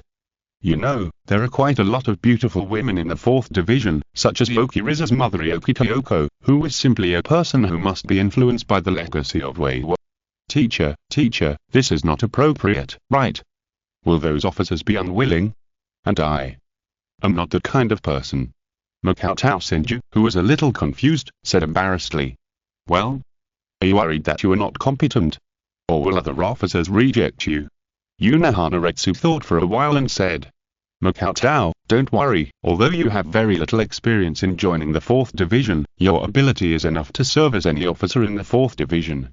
However, after hearing Unohana Retsu's words, Makoto Senju, who was originally a little hesitant, almost instantly became firm, shook his head and said, Teacher, I don't want to be the chief officer. I just want to be your disciple and stay by your side. Unohana Retsu pondered for a moment, as if he had thought of something. He did not say anything more. Instead, after instructing Senju Makoto a few words, he let Senju Makoto return to the room to rest. The next day, Senju Makoto had not yet gotten up, and the vice-captain of the 6th Division, Kachike Sojin, had already come with Kachike Byakuya, and they had also prepared generous gifts to apologize. Makoto-kun, at this moment, Kachike Byakuya, who was dressed in exquisite aristocratic clothes and wearing a star-pulling clamp, no longer had the embarrassed posture of last night. He looked almost like a perfect noble's son, and he bowed slightly to Senju Makoto, who came to inquire, and said, Byakuya was too impulsive about what happened last night and offended Makoto-kun. Please forgive me, Makoto-kun. Chapter 90. Strategies for the Thousand Hands Doctors Special Communication Association. Senju Makoto saw this, and naturally he would not put on airs in front of Kachike Byakuya, and said gently, It's okay, it's not your fault, it was all caused by Captain Shiwuin. And listening to Senju Makoto throwing the problem to Shiwuin Yorishi, Kachike Byakuya almost subconsciously felt a sense of identity with Senju Makoto. Sure enough, great minds think alike. It's all the fault of the demon cat. If Kachike Sojin and Unohana Retsu were not present, Kachike Byakuya might have been unable to resist and complain to Shiwuin Yorishi with Senju Makoto on the spot. That kind of demon cat should have been plucked of all its fur by the hollows and died of shame. Then, Kachike Byakuya handed Senju Makoto a beautiful long box. What is this? Senju Makoto asked with some confusion. Since we are apologizing to Makoto-kun, if there is no gift that matches Makoto-kun, then it is undoubtedly a disdain for Makoto-kun. As Kachike Byakuya spoke, he opened the box. Inside lay a thin white gauze with countless exquisite patterns that could only be distinguished by careful observation. Silver white wind flower gauze. Kachike Byakuya introduced it solemnly. Makoto-kun, the silver white wind flower gauze is a precious work of the weaver 3rd generation Tushidai Kuroiman, and it represents the reputation and glory of the Kachike family. This gift was completely beyond Senju Makoto's expectations. You know, in terms of commercial value alone, this silver white wind flower gauze alone is enough to exchange for 10 courtyards where Unohana Retsu lives. You can imagine how precious it is. This, Byakuya, it's too precious. It's just a trivial matter. There's no need to be like this. Senju Makoto said. No, Makoto-kun, Kachike Byakuya insisted. This is the gift I decided after careful consideration. I also think that Makoto-kun's awareness and talent are fully worthy of this gift, and this represents the friendship between the Kachike family and Makoto-kun. Please don't refuse it. As Kachike Byakuya said this, Senju Makoto knew that if he refused, he would be misunderstood. He could only let Kachika Byakuya personally put on this silver white winged flower gauze worth 10 courtyards for Senju Makoto. At this moment, Senju Makoto secretly felt fortunate that he had successfully resolved the conflict with Kachika Byakuya last night, otherwise it would have caused the silver white winged flower gauze to be damaged. With Senju Makoto's salary, he might not be able to pay it back even if he sold himself to Unohana Retsu for 100 years. Of course, even if Senju Makoto accepted the silver white winged flower gauze, he would not wear it around in a showy way. That would be no different from a mover rich showing off his wealth. The significance of being given this silver white winged flower gauze is more of a recognition of the Kachika family, one of the 4 nobles in Seoul society, to Senju Makoto. In a sense, Senju Makoto, who possessed the silver white winged flower veil, was almost labeled as belonging to the Kachika family in the eyes of many nobles in the Seoul society. They regarded Senju Makoto as a close friend of Kachika Byakuya, the heir of the Kachika family. However, this matter was just a small wave for Senju Makoto. In addition to the fact that Senju Makoto and Kachika Byakuya became much closer and became one of the few friends recognized by Kachika Byakuya in the Seoul society, Senju Makoto's life soon returned to its former dullness, and he regularly went back and forth between the courtyard and the department. It is just unknown whether it was the battle between Senju Makoto and Kachika Byakuya that made Senju Makoto's sudden title of gynecology nobleman spread inexplicably, or whether it was the Kachika family's appreciation and recognition that brought him greater value. Of course, it is also possible that Senju Makoto's kido and medical skills began to be widely recognized in the Seireitei, resulting in a sharp increase in the number of patients seeking Senju Makoto for consultation, and he suddenly became one of the most popular doctors in the entire gynecology department. If it weren't for the fact that Makoto Senju is a man, some of the young female Shinigami who are too thin-skinned would be embarrassed, and I'm afraid Makoto Senju would be even busier. However, even so, as the number of patients seeking medical treatment continued to increase, Aokiriza had to be forced to move to the office next door, so that Makoto Senju could work in an office all to himself. When she heard about this, Aokiriza almost shouted great on the spot with joy. Aokiriza seemed to have been autistic for several days before she recovered. The only thing that made Makoto Senju a little depressed was that most of the patients who came for medical treatment were experienced female Shinigami. These female Shinigami looked at Makoto Senju, who looked gentle and innocent, like a little fresh meat, and often couldn't help but take the initiative to drive in various ways. They didn't have the slightest respect for Makoto Senju as a doctor. Especially without Aokiriza's obstruction, those mature older sisters completely let themselves go, and many of them even asked for acupuncture without any illness. For such unreasonable requests, Senju Makoto, who always maintains a high moral bottom line as a doctor, naturally refuses with righteous words. Evildoer, don't think of destroying my heart. However, the clearer and purer Senju Makoto's eyes are, the more excited many veteran drivers seem to be. They almost change their driving styles to drive like flying dragons on their faces, just to see Senju Makoto's blushing expression that seems a little shy. Secretly, there are even rumors that a new special exchange association for strategies for Senju physicians has been established within Jingling Court. However, when Senju Makoto confirmed this with Yulu's Hilu, he learned that the president turned out to be Aokiriza. Moreover, Aokiriza often brought a large number of secretly taken photos of Senju Makoto to the association and held various strange exchange meetings. Upon hearing this news, Senju Makoto subconsciously retreated tactically, doubting Aokiriza's past intentions. Could it be that Aokiriza saw my potential in appearance and temperament, so she would show me meticulous kindness in the future, in order to prepare for the strategy for the Special Exchange Association of Senju Doctors, which sounds very evil in the future. And Aokiriza can also use this to gather a large number of old driver female death gods who are good at driving, so as to achieve her evil purpose of blooming her lily flower in the association. It's really such a deep calculation. In this way, it seems reasonable that Aokiriza keeps obstructing Aoshiko from contacting herself. It's probably because Aokiriza's lily flower has not yet bloomed in pediatrics, and she is worried that Aoshiko will completely enter Senju Makoto's heart and destroy her calculations, so she confronted Aoshiko. As for whether Aokiriza is attracted to him, Senju Makoto almost eliminated this option without hesitation. After all, Aokiriza is a pure Yuri, and for her to have any strange feelings towards men is almost as difficult as what would happen between Senju Makoto and Aizen Sosuk. Is this possible? This is impossible. Chapter 91 Enrollment at Shenyang Spiritual Arts Academy. The Kachika Family. Makoto Senju and Byakuya Kachika were sitting opposite each other on a stone table under a cherry tree. On the stone table, a chessboard with dense black and white chess pieces was placed.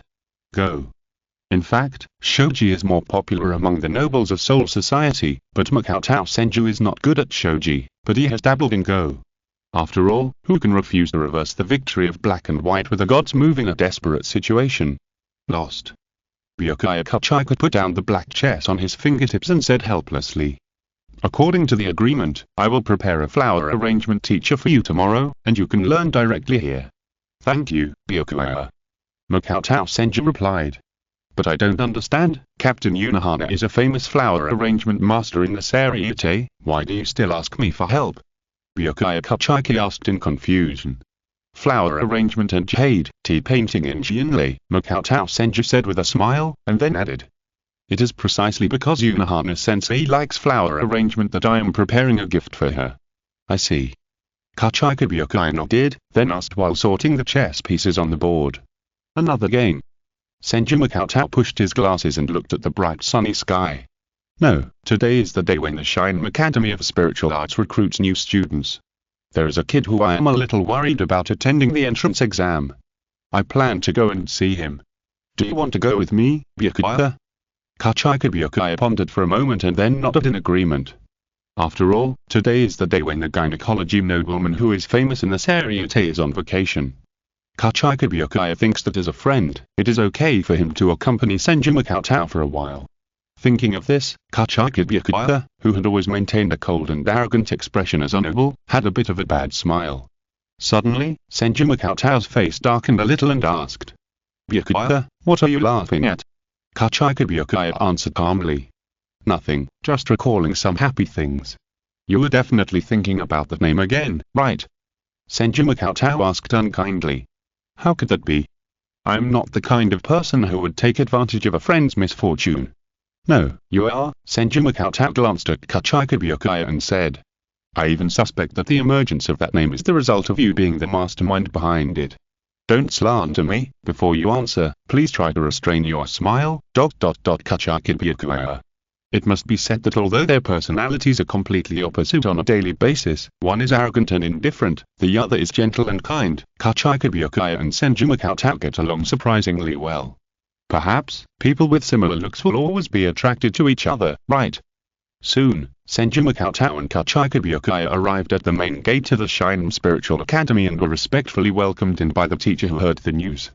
Although, Makoto Senju was only an ordinary member of the 4th Division in the GOTY 13, and Byakuya Kachika had not even officially joined the GOTY 13. But one was the disciple of the captain of the 4th Division, Unohana Retsu, and the other was the heir of the Kachika family. Naturally, they dared not neglect him at all and greeted him with the level of importance second only to the captain-level Shinigami. At this moment, at the entrance of the Mao Spiritual Academy, there were almost densely packed Rukongei residents with simple clothes and hungry faces, and most of them were teenagers. This situation, Makoto Senju was not surprised. Perhaps 6 or 7 years ago, Makoto Senju was also one of them. In Rukongei, except for the first few areas near the Seireitei, which were relatively prosperous and stable, the later the number of Rukongei areas were, the more chaotic and scarce the supplies were. And the residents of Rukongei who had the spiritual power talent to become Shinigami actually lived a very difficult and miserable life in Rukongei.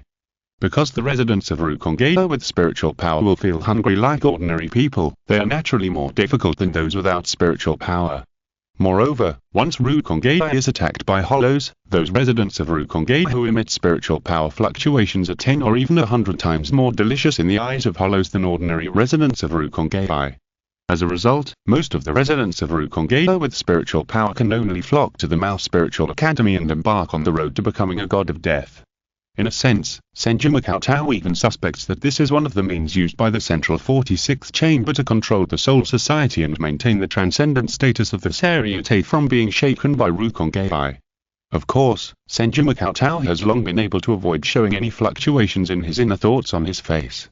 He maintains a gentle and kind expression and walks with Byakuya Kachika, who always maintains an aristocratic style outside. The two form a strong contrast.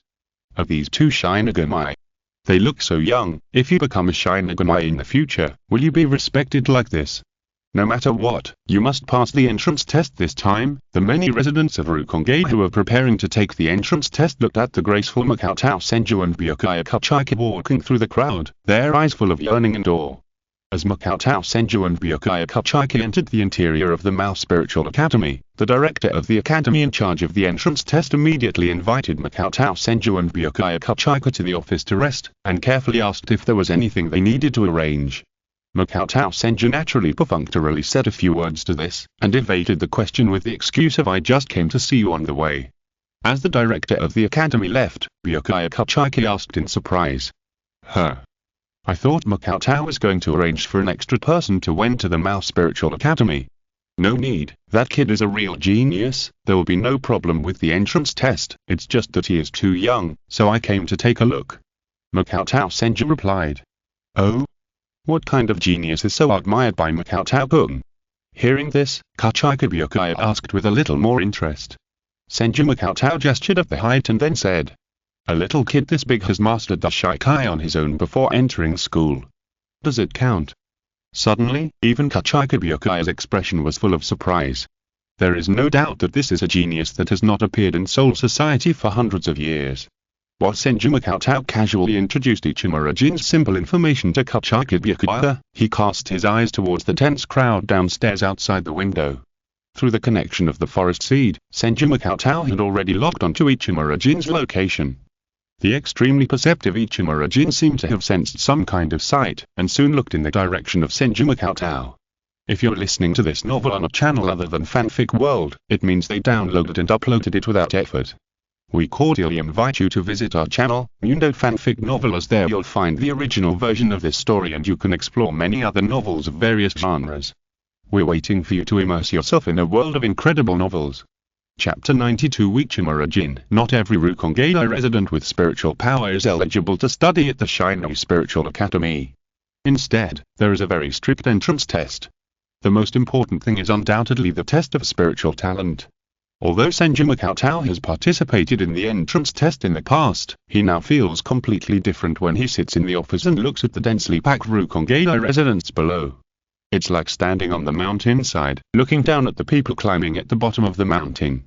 Witnessing those faces that are a little panicked, a little excited, and full of hope and fear for the future, Senju Makoto can deeply understand that feeling. As for Kachika Byakuya, he still has a face that looks arrogant and arrogant. You didn't study at the Shinigami Spiritual Academy, did you? Senju Makoto asked. Studying at the Shinigami Spiritual Academy has no benefit to me. Kachika Byakuya said calmly, and what he stated was just like the most normal fact. Of course, this statement is not wrong. Perhaps ordinary small and medium-sized nobles still need to study at the Mao Spiritual Academy, but the teaching resources of the ancient four noble families like the Kachika family are far beyond the reach of the Mao Spiritual Academy. Kendo, instant step, ghost way, white fighting, and even flower arrangement, chess, calligraphy and painting, musical instruments, etc.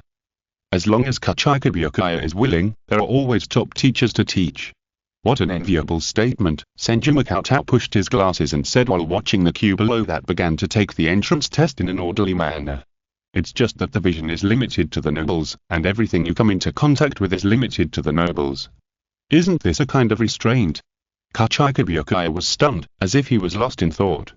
If these words were said by the demon cat, Kachika Byakuya would only think that Shifu Yuan Yorishi was teasing him again. But it was Senju Makoto's words. Kachika Byakuya has been in contact with Senju Makoto for some time, and found that Senju Makoto sometimes has a sharp insight into certain aspects. But suddenly, there was a commotion in the entrance test queue below, and a very amazing spiritual pressure broke out. To some extent, it was very close to the spiritual pressure of the vice-captain level Shinigami. As Kachika Byakuya looked at the center of the commotion, the one who burst out the spiritual pressure was a kid with characteristics very similar to those described by Senju Makoto before. Ichimura Jin. Genius, undoubtedly a genius. Feeling the pressure of this spiritual pressure, Kachika Byakuya's eyes also revealed a trace of seriousness. For a time, Ichimura Jin became the most popular existence in the entire entrance test. The pressure of spiritual pressure, Kachika Byakuya's eyes also revealed a trace of seriousness. And in all subsequent tests, Ichimura Jin passed all of them with the first place except for height.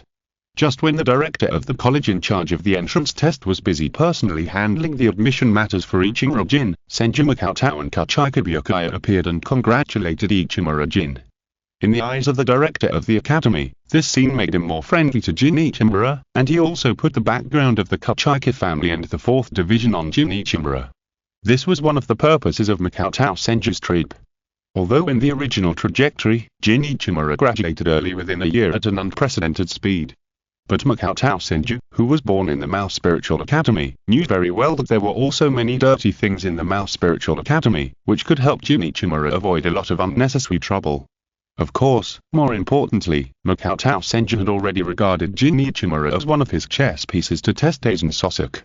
Since he had been completely noticed by Aizen Sosok, it was meaningless to deliberately keep a certain degree of alienation from Jin Ichimura in the past.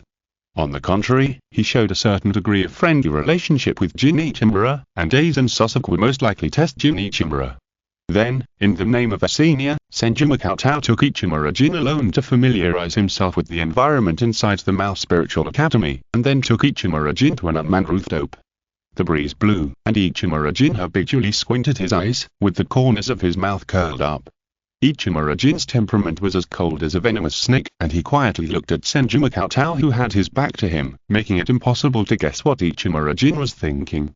However, as Senju Makoto turned his head and looked at Ichimura Jin with a gentle and playful look for a few breaths, Ichimura Jin's expression gradually became a little bit tense, and slowly raised his drooping eyelids, revealing the beautiful eyes that Senju Makoto praised many times. This feeling, it's as if someone had to forcibly take off the disguise, which is very humiliating. That's right, if you don't want to undergo surgical intervention, you should pay more attention to it at ordinary times. Senju Makoto said with concern. Yes, Dr. Senju. Ichimura Jin replied. Senju Makoto didn't mind Ichimura Jin's seemingly reluctant reaction. In other words, being able to make a cold and venomous snake that is good at disguising itself willing to show its inner emotions is undoubtedly a sign of trust. Immediately, Senju Makoto pushed up his glasses and asked. Jin, I have already investigated the matter you asked me to do. Suddenly, Ichimura Jin's expression seemed a little out of control and asked. Who is it? Based on the appearance you described, the man should be the vice captain of the 5th Division, Aizen Sosok. Senju Makoto said slowly.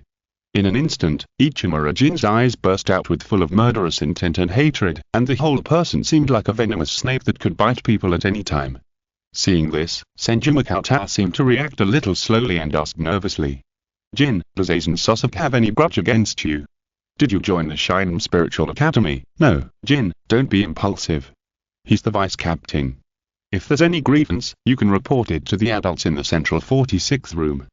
The next moment, Ichimura Jin's emotions completely calmed down, and he returned to his gloomy look that no one seemed to be able to see through.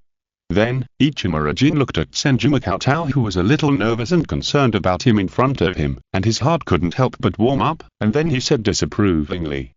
Dr. Senju, it's nothing, it's just that something important fell into the hands of Aizen Sosok, so I plan to find a chance to get it back. Well, Senju Makoto nodded, as if he breathed a sigh of relief, and then said. How about this, what is it that you want to retrieve? Although Vice Captain Aizen and I have no friendship, I will try to get it back for you. The young Jin Ichimura felt a warm current flowing in his heart, and his mind subconsciously recalled the death of Yoshigami Tamada in a case and the serious injury of Senju Makoto, and then he shook his head without hesitation. This kind of thing should not implicate Dr. Senju again. That man, Aizen Sosok, is very dangerous. Chapter 93 Bracelet. The last time the case attacked, Jin Ichimura was very sure that it was definitely done by Sosok Aizen. Because Jin Ichimura witnessed with his own eyes that Sosok Aizen took away part of Rangiku Matsumoto's soul, unlike the subsequent investigation of the Seireitei, who regarded the case as the mastermind. However, Jin Ichimura did not tell the other Shinigami his inner guess. In the huge Seireitei, the only person Jin Ichimura truly trusted was Makoto Senju, who also almost died at the hands of case last time. As Jin Ichimura rejected his proposal, Makoto Senju could not help but show some disappointment, and then said helplessly. Well, anyway, you were a genius, and you may soon become a chief officer, vice captain, etc. Which is better than an ordinary member of the 4th Division like me. When the time comes, you can ask Vice Captain Aizen for it. Yeah. Jin Ichimura responded with some guilt, but his face did not show the slightest bit. Asking Makoto Senju to investigate the identity of Asian Sasuke is already the limit of Ichimura Jin. Besides, Ichimura Jin is unwilling to drag Makoto Senju anymore. By the way, since you have successfully enrolled in the Shinem Spiritual Academy, I will give you a gift. Immediately, Makoto Senju took out a black braided bracelet from his arms and handed it to Ichimura Jin. What is this? Ichimura Jin asked. This is an ordinary bracelet made of my hair. In my hometown, it means blessing and well-being. I hope you like it. Makoto Senju answered with a smile, and then personally helped Ichimura Jin put it on his wrist. Thank you. Looking at the seemingly simple bracelet on his wrist, Ichimura Jin gently touched it with his hand, and felt a warm current flowing into his heart. His little face blushed slightly, and he thanked him with some discomfort. It's not a valuable item. I hope you don't dislike it. Makoto Senju smiled gently and said. Ichimura Jin said solemnly. Of course not, I will always wear it. Well, if you encounter any difficulties in the Mao Spiritual Academy, you can also send a message to me. I'm affiliated with the 4th Division. Then, Senju Makoto gave a few more gentle instructions, and then he rubbed Ichimura Jin's hair vigorously and left the place directly with a flash step. Seeing the direction where Senju Makoto left, Ichimura Jin still stood there for a long time, stroking the bracelet with his fingers from time to time, feeling a warmth and peace in his heart. For Ichimura Jin, this is the second precious gift he has received in his life. The first gift was the dried persimmons of Matsumoto Ranger Aikyu. In the past, when Senju Makoto rubbed his hair, Ichimura Jin almost instinctively resisted. But just now, Ichimura Jin inexplicably felt a burst of warmth, and even after Senju Makoto stretched out his hand and left, Ichimura Jin subconsciously felt some loss and reluctance in his heart. Senju-sama, I'm sorry, but I must take back Ranger Aikyu's things with my own hands, Ichimura Jin muttered, but he didn't know that this sentence was also clearly heard by Senju Makoto through the bracelet. Of course, Senju Makoto did not lie to Ichimura Jin. The bracelet was indeed woven from hair, and all the hair was Senju Makoto's own. So there was no technology in the bracelet, but it was quite a lot of hard work. The hair used to eat the bracelet was all the hair that Senju Makoto had completed the ultimate spirit body. It took all the spiritual pressure accumulated for 3 months to complete it. After several months of getting familiar with the ultimate spirit body, Senju Makoto also initially discovered that the ultimate spirit body has several very interesting characteristics.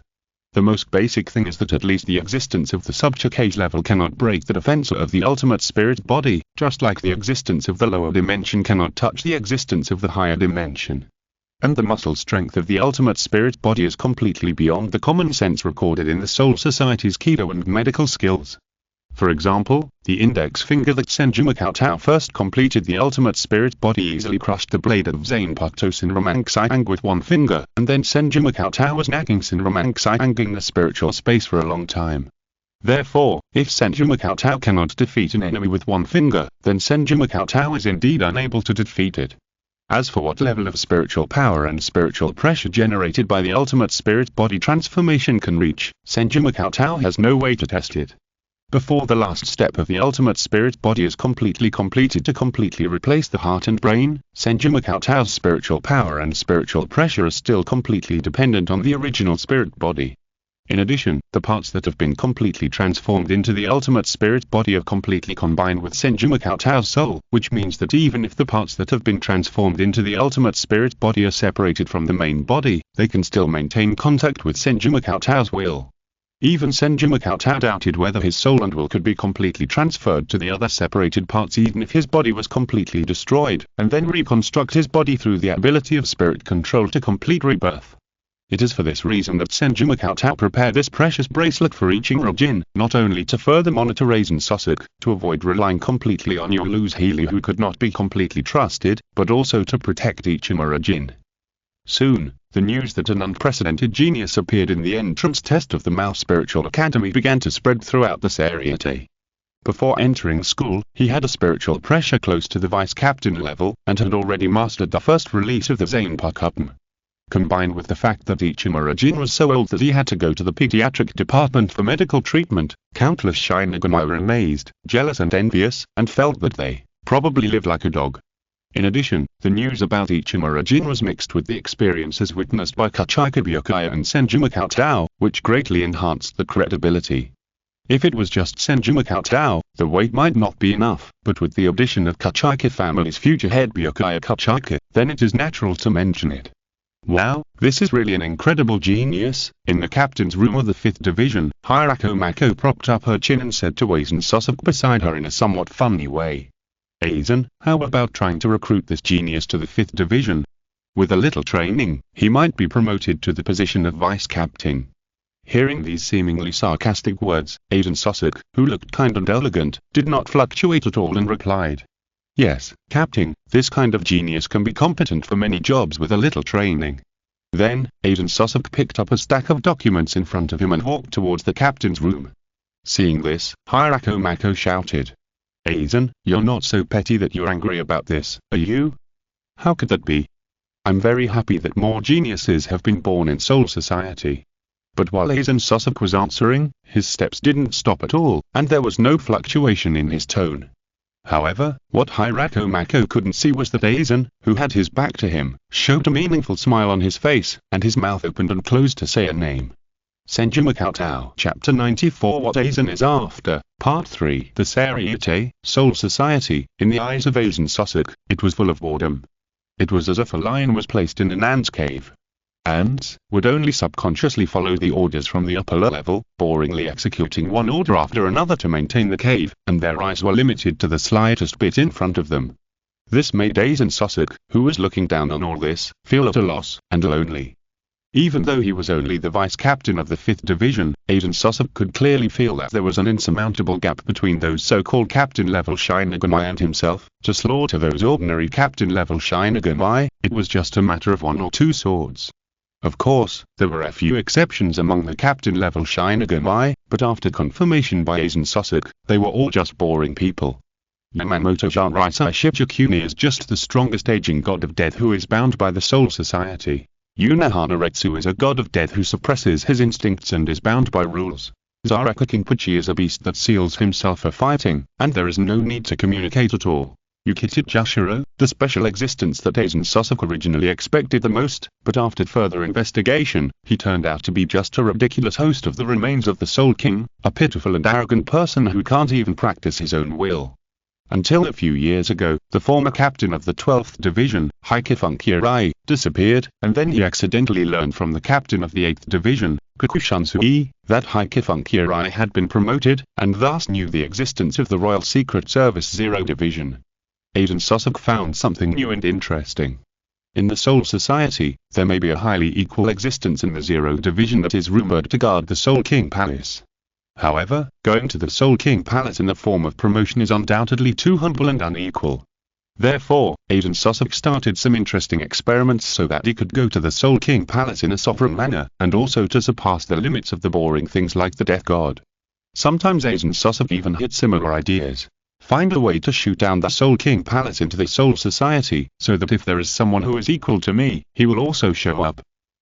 If there is no one in the world who is equal to me, then create an equal person. If all the souls are merged into the strongest hollow, will it be the equal person I am looking for? And so on. And it was during this period that Aizen Sosok saw Senju Cheng, and even for a moment he could not sense his spiritual pressure. That feeling was like wandering in the deserted desert for hundreds of years and seeing the same kind for the first time, excited, ecstatic, satisfied. For this reason, Aizen Sosok collected a large amount of Senju Cheng's blood left in Rukongei for research, confirming everything about Senju Cheng. Then, through a little bit of the most subtle comparison and research, Aizen Sosok discovered an extremely shocking fact. Senju Cheng, this man is not a god of death transformed from the king of the present world, nor is he a hollow. P.S. The souls of humans after death in the present world are called Cheng. Cheng will be extradited to the Soul Society and randomly assigned to different areas of Rukongei. It may also become a hollow due to obsession. He is special, unique, and lonely. He is also that companion he has been looking for hundreds of years. Senju Cheng is definitely not as weak as he seems. One finger easily crushed the bone shell of Yoke's. Senju Cheng, the equal friend I expect, is also hiding, dormant, and perhaps looking for an existence to relieve his inner loneliness.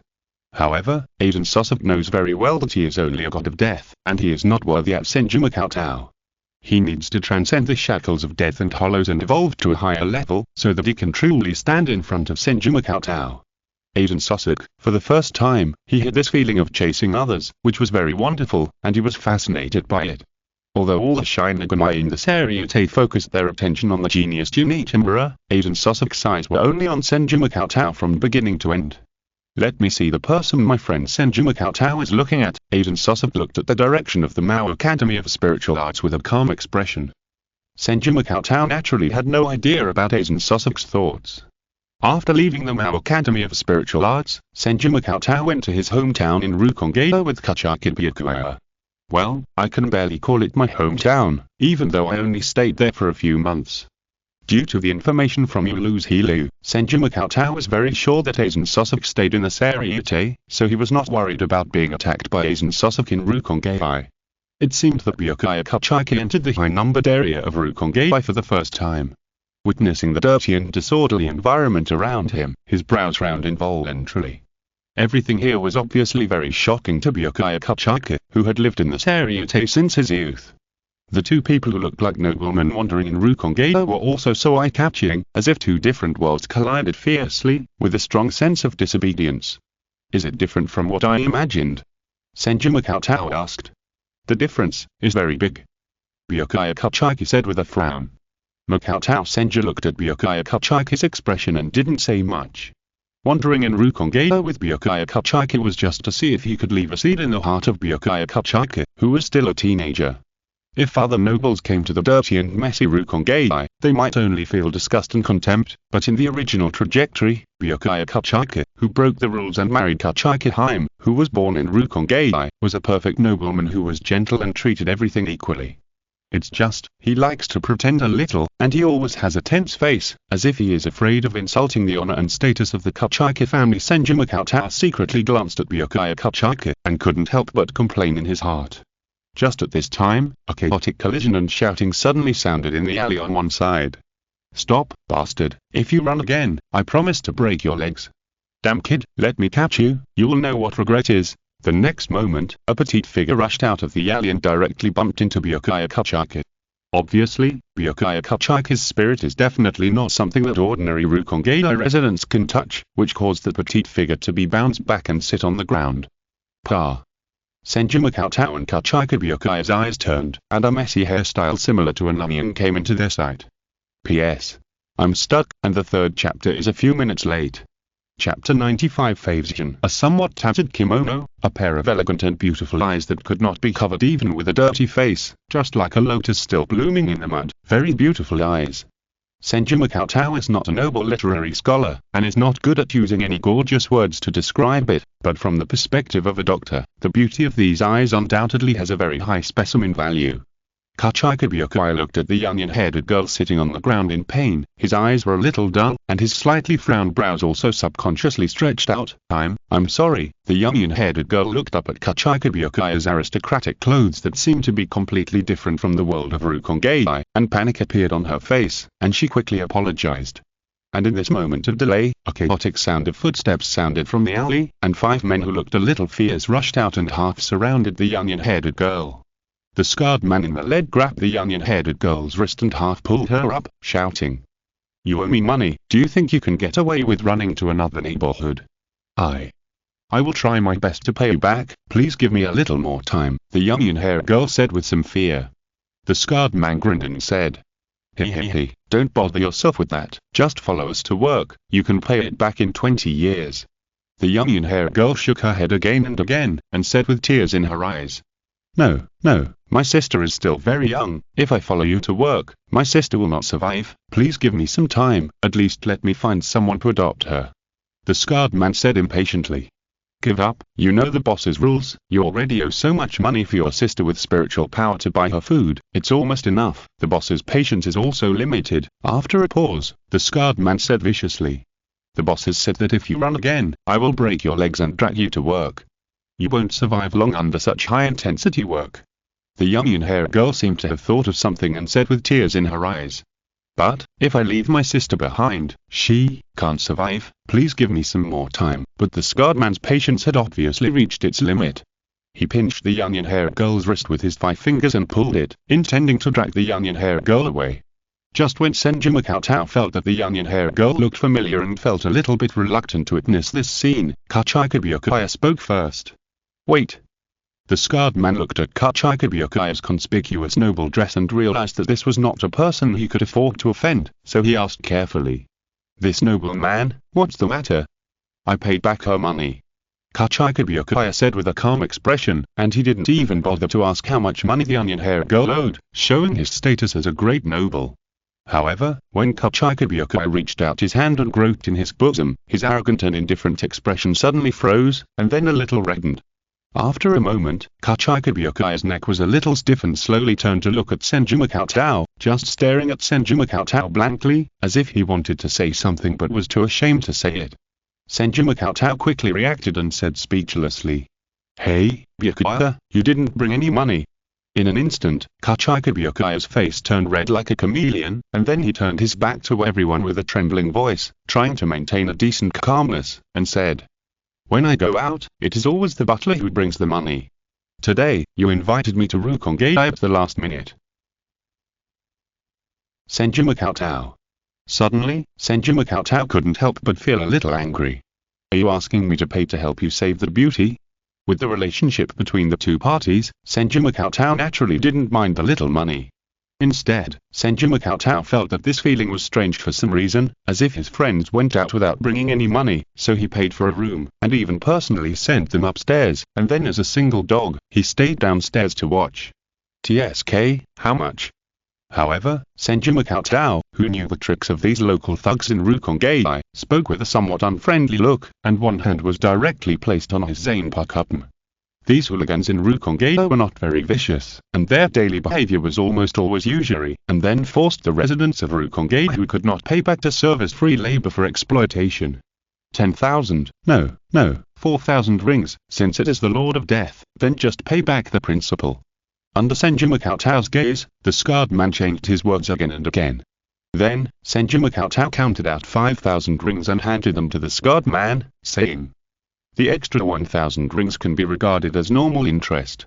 Thank you, Lord Death. Seeing this, the scarred man also breathed a sigh of relief. No matter what, with the interest of 1,000 rings, he could go back to the boss and give an explanation. As the scarred man led the others away, the onion-haired girl who was released bowed directly to Kachika Byakuya and Senju Cheng and said, Thank you very much, please leave your name, I will definitely work hard to repay your kindness for the rest of my life. No need. Kachika Byakuya, who turned his back to the onion-haired girl, said in a flat tone and was about to leave. Wait. Suddenly, the onion-haired girl shouted, touched her forehead to the ground, and said sincerely, Noble Lord, Lord Death, can you adopt my sister Rukia? She has spiritual power. She will definitely become a death god in the future and will definitely repay the kindness of the two adults. Rukia? Hearing this name, Senju Cheng reacted instantly. So, this is the sister of Rukia Kachika who died young. That is, the Rukongei wife of Byakuya Kachika in the original storyline, Kachika Haim. No. At this moment, she has not been given the Kachika surname, and Byakuya Kachika stopped at Haim's request, and turned his head to look at Haim who was lying on the ground behind him. I don't know if it was an illusion, but Senju Cheng seemed to see a flash of pity in Byakuya Kachika's eyes. But Senju Cheng looked at Byakuya Kachika, who was still a teenager, and Haim was about the age where anyone who touched him would go to jail, and a thought flashed through his mind. It's over, it seems that under my influence, Byakuya is not going to fall in love with Haim too early. Once his grandfather finds out, won't Byakuya, who has no say in the Kachika family, be beaten? Chapter 96. Byakuya can't resist Onion Head. Obviously, although Byakuya Kachika has countless beautiful maids at home, his unique aesthetics seem to be completely unable to resist the request of an onion. So, after Byakuya Kachika asked where Heijin's sister was, led by Heijin, Byakuya Kachika and Makoto Senju walked towards Heijin's home. If this house without even a roof and walls can be considered a home. Obviously, this is a house that has been completely abandoned, much more dilapidated than the house where Jin Ichimura and Ranjai Matsumoto lived. Then, the petite Heijin crawled into the gap between the floor and the ground, which was less than 30 centimeters, and slowly crawled out holding a baby in her arms. This scene also gave Byakuya Kachika, who was born in a noble family, an unprecedented shock, and he asked in shock, You, live in this gap? Yes, but please rest assured, noble sir, Rukia is still healthy. I stuffed a lot of old clothes in the gap to keep warm. Heijin said nervously. At this moment, Byakuya Kachiki stared at the eyes of Hein for a long time without saying a word, then turned around and walked towards the direction of the Seireitei, and said, "Follow." Byakuya Kachiki's seemingly inconsistent behavior obviously confused Hein, who didn't understand what Byakuya Kachiki meant. Seeing this, Makoto Senju, who was standing by, gently comforted Hein and said, "Well, don't worry, Byakuya is a very frank guy, just follow him." "Yes, Lord Death." Hearing this, Hein breathed a sigh of relief, hugged Rukia tightly, and followed the pace of Byakuya Kachiki and Makoto Senju. Makoto Senju walked side by side with Byakuya Kachiki, and then asked in a low voice, "Byakuya, are you going to take Hein back to the Kachiki family?" Byakuya Kachiki nodded, without saying a word, as if he had decided something. "I suggest you give up this idea," Makoto Senju said. Kachiki Byakuya looked at his friend with some surprise, then frowned and said, "I can convince my father and grandfather. This is a decision I made according to my own will." Senju Makoto shook his head, then held up 5 fingers and said, "If she lives in the Kachiki family, she can only live for 5 years at most." "Why? Will someone hurt her?" Kachiki Byakuya questioned. Senju Makoto looked at the dilapidated Rukongai area around him, sighed, and said, "Do you know why Captain-level Shinigami cannot perform zanpakutō Bankai without permission in Soul Society, and Vice-Captain and Captain-level Shinigami also need to limit their spiritual pressure when they go to the human world? To prevent large-scale damage?" Kachiki Byakuya replied. "This is just one of the reasons," Senju Makoto paused and said. "The more important reason is that too strong spiritual pressure, even if it is released unconsciously, will oppress and harm the spirits with low spiritual pressure. For example, a spirit without spiritual power like Heijin, if it is in an environment of high-intensity spiritual pressure for a long time, its spirit will soon collapse." Senju Makoto realized this fact not long after he followed Unohana Retsu to learn medicine. Although there has never been such a saying in the Seireitei, the strength of the spirit, spiritual power, and spiritual pressure are often positively correlated. The spirits of the residents of Rukongai who do not even have spiritual power and spiritual pressure are quite unstable. Under the impact of high-intensity spiritual pressure for a long time, it is easy for the spirit to have various problems. Therefore, although Senju Makoto has always felt sympathy for the situation of the residents of Rukongai, he also understands that the concentration of all nobles and Shinigami in the Seireitei, isolating them from Rukongai through murderous stones and soul-blocking membranes, and taking a laissez-faire attitude towards the entire Rukongai, in a sense, is also to avoid harming more residents of Rukongai. When Byakuya Kachiki, who was still a teenager, heard this, his pupils shrank, and he froze in place. Makoto Senju sighed helplessly when he saw this. This time, Makoto Senju was not trying to scare Byakuya Kachiki or kill his early love because of his evil intentions. Instead, he reminded Byakuya Kachiki out of friendship. In the original trajectory, Kachiki Hein died early after marrying Byakuya Kachiki. This was most likely the reason. Otherwise, with the status of the Kachiki family, normal diseases could not be cured. However, to Makoto Senju's surprise, Byakuya Kachiki actually asked in a serious tone, "Makoto, do you have any way to solve this problem?" Makoto Senju asked with some jealousy, feeling the faint sour smell of love. Hey, Byakuya, are you serious? You've only met for a few minutes. There are some things you don't understand. Kachiki Byakuya's serious words almost instantly broke down Senju Makoto's psychological defenses, and he couldn't help but turn his head to look at the onion hanging behind him. Yes, I really don't understand why someone is completely immune to onions, and it's an onion brand tablet. Then, Senju Makoto's mouth twitched and he spoke. "Give me some time, I'll try to figure it out, please, Makoto-kun." Kachiki Byakuya said seriously. "Don't think the problem has been solved. I don't think Captain Kachiki Jinrin and Vice Captain Kachiki Sojin will agree that you, as the future heir of the Kachiki family, will marry a resident of Rukongai who has no spiritual power." Senju Makoto reminded again. After all, on the surface, this kind of thing is a loss of face and dignity for the Kachiki family, which has always been a model of nobility. In the long run, the spiritual powerless Vision is likely to affect the bloodline of the Kachiki family. However, after being exposed by Senju Makoto, Kachiki Byakuya said with a somewhat uncontrollable expression. "Who said, marry her? I just feel sorry for her. I just happen to be in need of a maid. It's too early to get married. Indeed. Senju Cheng nodded in agreement and said seriously. Baya still needs to grow up. Kachika Byakuya. The next moment, Kachika Byakuya drew his sword and chopped towards Senju Cheng without hesitation. However, Senju Cheng, who was well prepared, disappeared in the blink of an eye, retreated more than 10 meters away, and said with a smile. Are you angry because I exposed some shameful thoughts? Nonsense, criticizing the heir of the Kachika family with such an unconfirmed matter is a crime of slander. Kachika Byakuya said angrily. How do you know I haven't confirmed it? Senju Cheng asked back. Kachika Byakuya. You, when did you confirm it? And how? Kachika Byakuya asked with shaking fingers.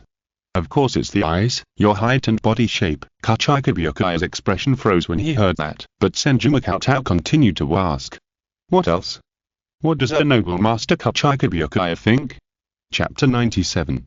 Kachika Byakuya's shape. After a short while, Senju Cheng witnessed with his own eyes what it meant to be a noble man who was so rich and inhumane. After Kachika Byakuya sent a message to his family and asked the housekeeper to bring money, Kachika Byakuya directly bought 3 houses in the 1st district of Rukongai South, which had the best security and environment outside Seoul society, and then lived in the house in the middle. The other 2 were vacant. Paid back the money. However, in response to Senju Cheng's legitimate request for repayment, Kachika Byakuya shamelessly denied it and claimed that this was considered as the fee for arranging a flower arrangement teacher.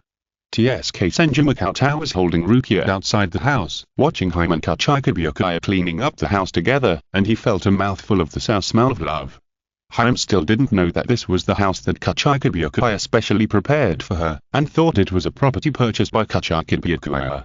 However, Senju Cheng knew very well that the current young Byakuya was definitely planning to start playing with Haim outside the Seireitei. Why, Byakuya was captured like this? Senju Cheng was thinking while observing Haim from a distance.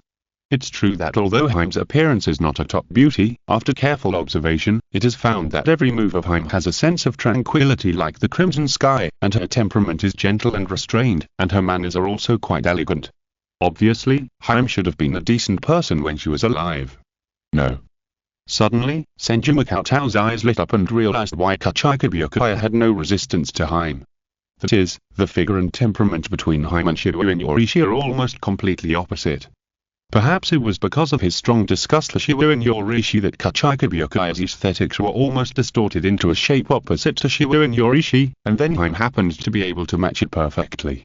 I see. Just when Senju Cheng felt that he seemed to have solved the case, and all the blame should indeed be borne by Shibuya Yorishi, he suddenly felt his arm getting hot.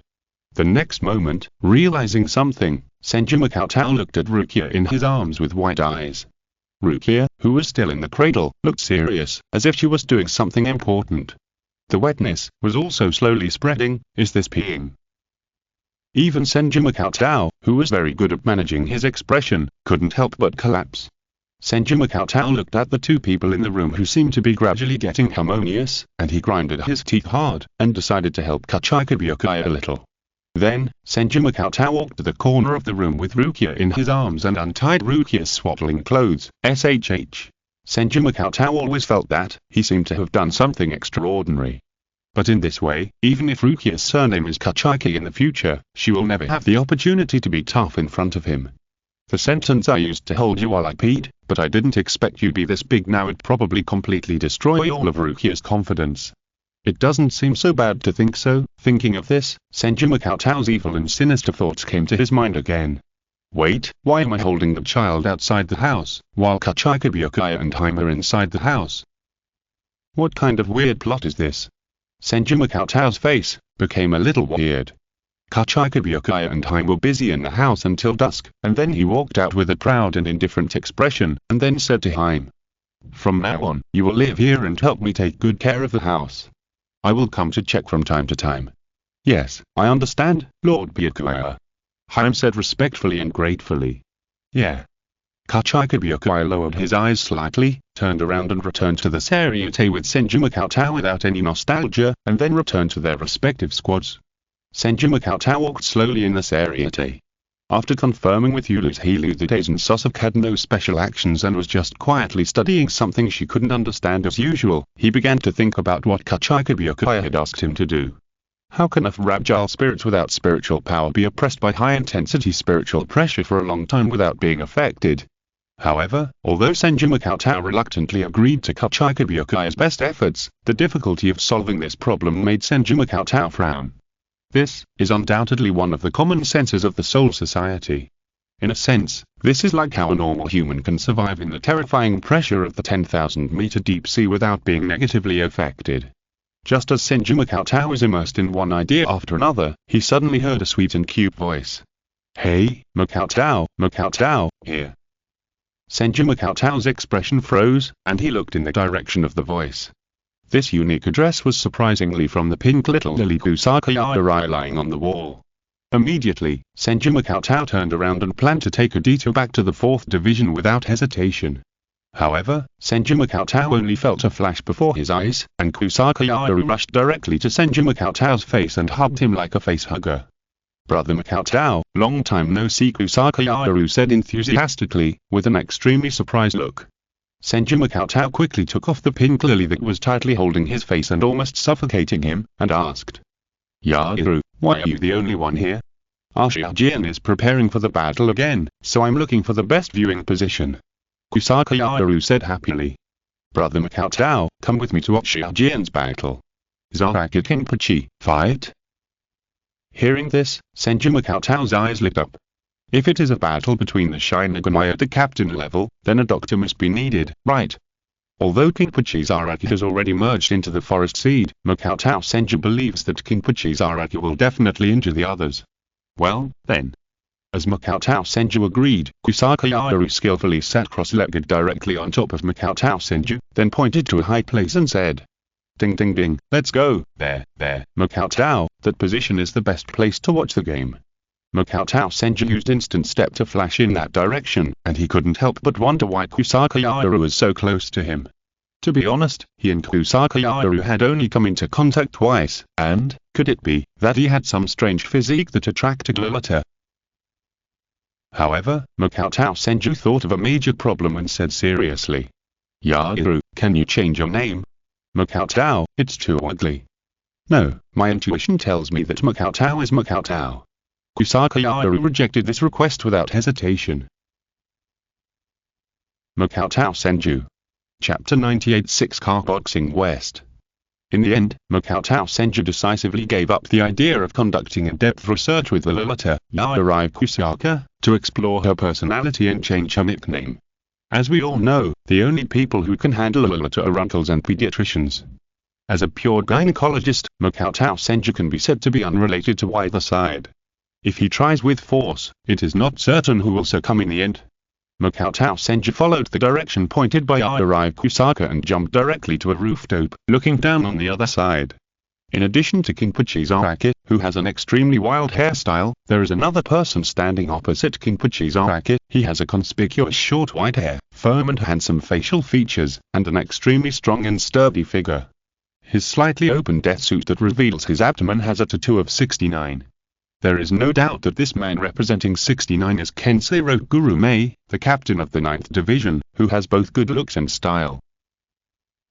At this moment, Kensei Rokurume and Kinpachi Zaraki stood opposite each other on the special battle square of the 11th Division, surrounded by members from the 9th and 11th Divisions who were cheering. Captain Zaraki, chop them down. Yo yo yo, Rokurume. Rokurume. Rokurume.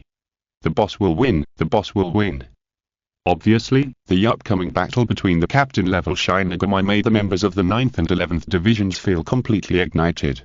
The 11th Division has always been known as the fighting division, and the Shinigami with the name Kinpachi is even more famous as the strongest swordsman in Soul Society. However, the former captain of the 11th Division, the 10th Kinpachi Kiyomiwa, was undoubtedly a weakling despised by many captains. Now that the new Kinpachi was born, the members of the 11th Division could not help but wash away the shameful reputation of being weak. The captain of the 9th Division, Kensei Rokurume, was also a generous and belligerent person. After Kinpachi Zaraki invited him to fight many times, he finally agreed.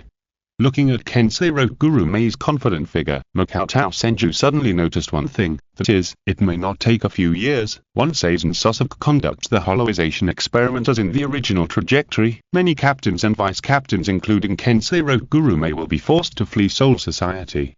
These are all excellent fertile soils for the fusion of forest seeds. If these fertile soils that have not been developed are left like this, it will undoubtedly be a huge loss for Makoto Senju. For a moment, Makoto Senju looked at Kensei Rokugurumei with a little more heat, and felt that he might have to find a way to create some opportunities to contact those captains and vice-captains. And just when Makoto Senju's eyes flickered slightly, the battle between Kinpachi Zaraki and Kensei Rokugurumei below officially began.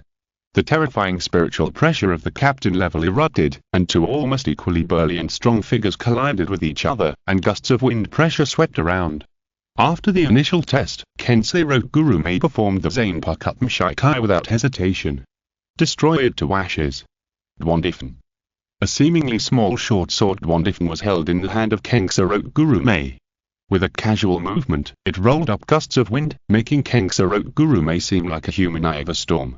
However, facing Kensei Rokugurumei's powerful liberation, Kinpachi Zaraki, who raised his head slightly and looked down, spoke with some disappointment. Are you from the Kidm system? You are so fancy, don't let me down. These words, mixed with disappointment, undoubtedly sounded more like a provocation to Kensei Rokugurumei's ears, and a bit of anger appeared on Kensei Rokugurumei's face. Explosive charge. The next moment, Kensei Rokugurumei no longer had any intention of holding back. A large amount of spiritual power was frantically gathered on Dwandifen, and the whole person was like a glowing eye of a storm and blasted towards Kensei Rokugurumei. Bang! First there was a loud noise, and then the raging wind suddenly exploded, blowing all the surrounding Shinigami so hard that they could not open their eyes. The petite body of Kusaka Yarai, who was sitting on top of Senju Makoto, was blown directly into the air. He held Senju Makoto's hair tightly with both hands to prevent himself from flying out. Slowly, the storm dissipated. However, the scene in the center of the battlefield at this moment made everyone stare with wide eyes. The wind hit Kinpachi Zaraki's chest, leaving only a white mark, but it did not even break the defensor. How is it possible?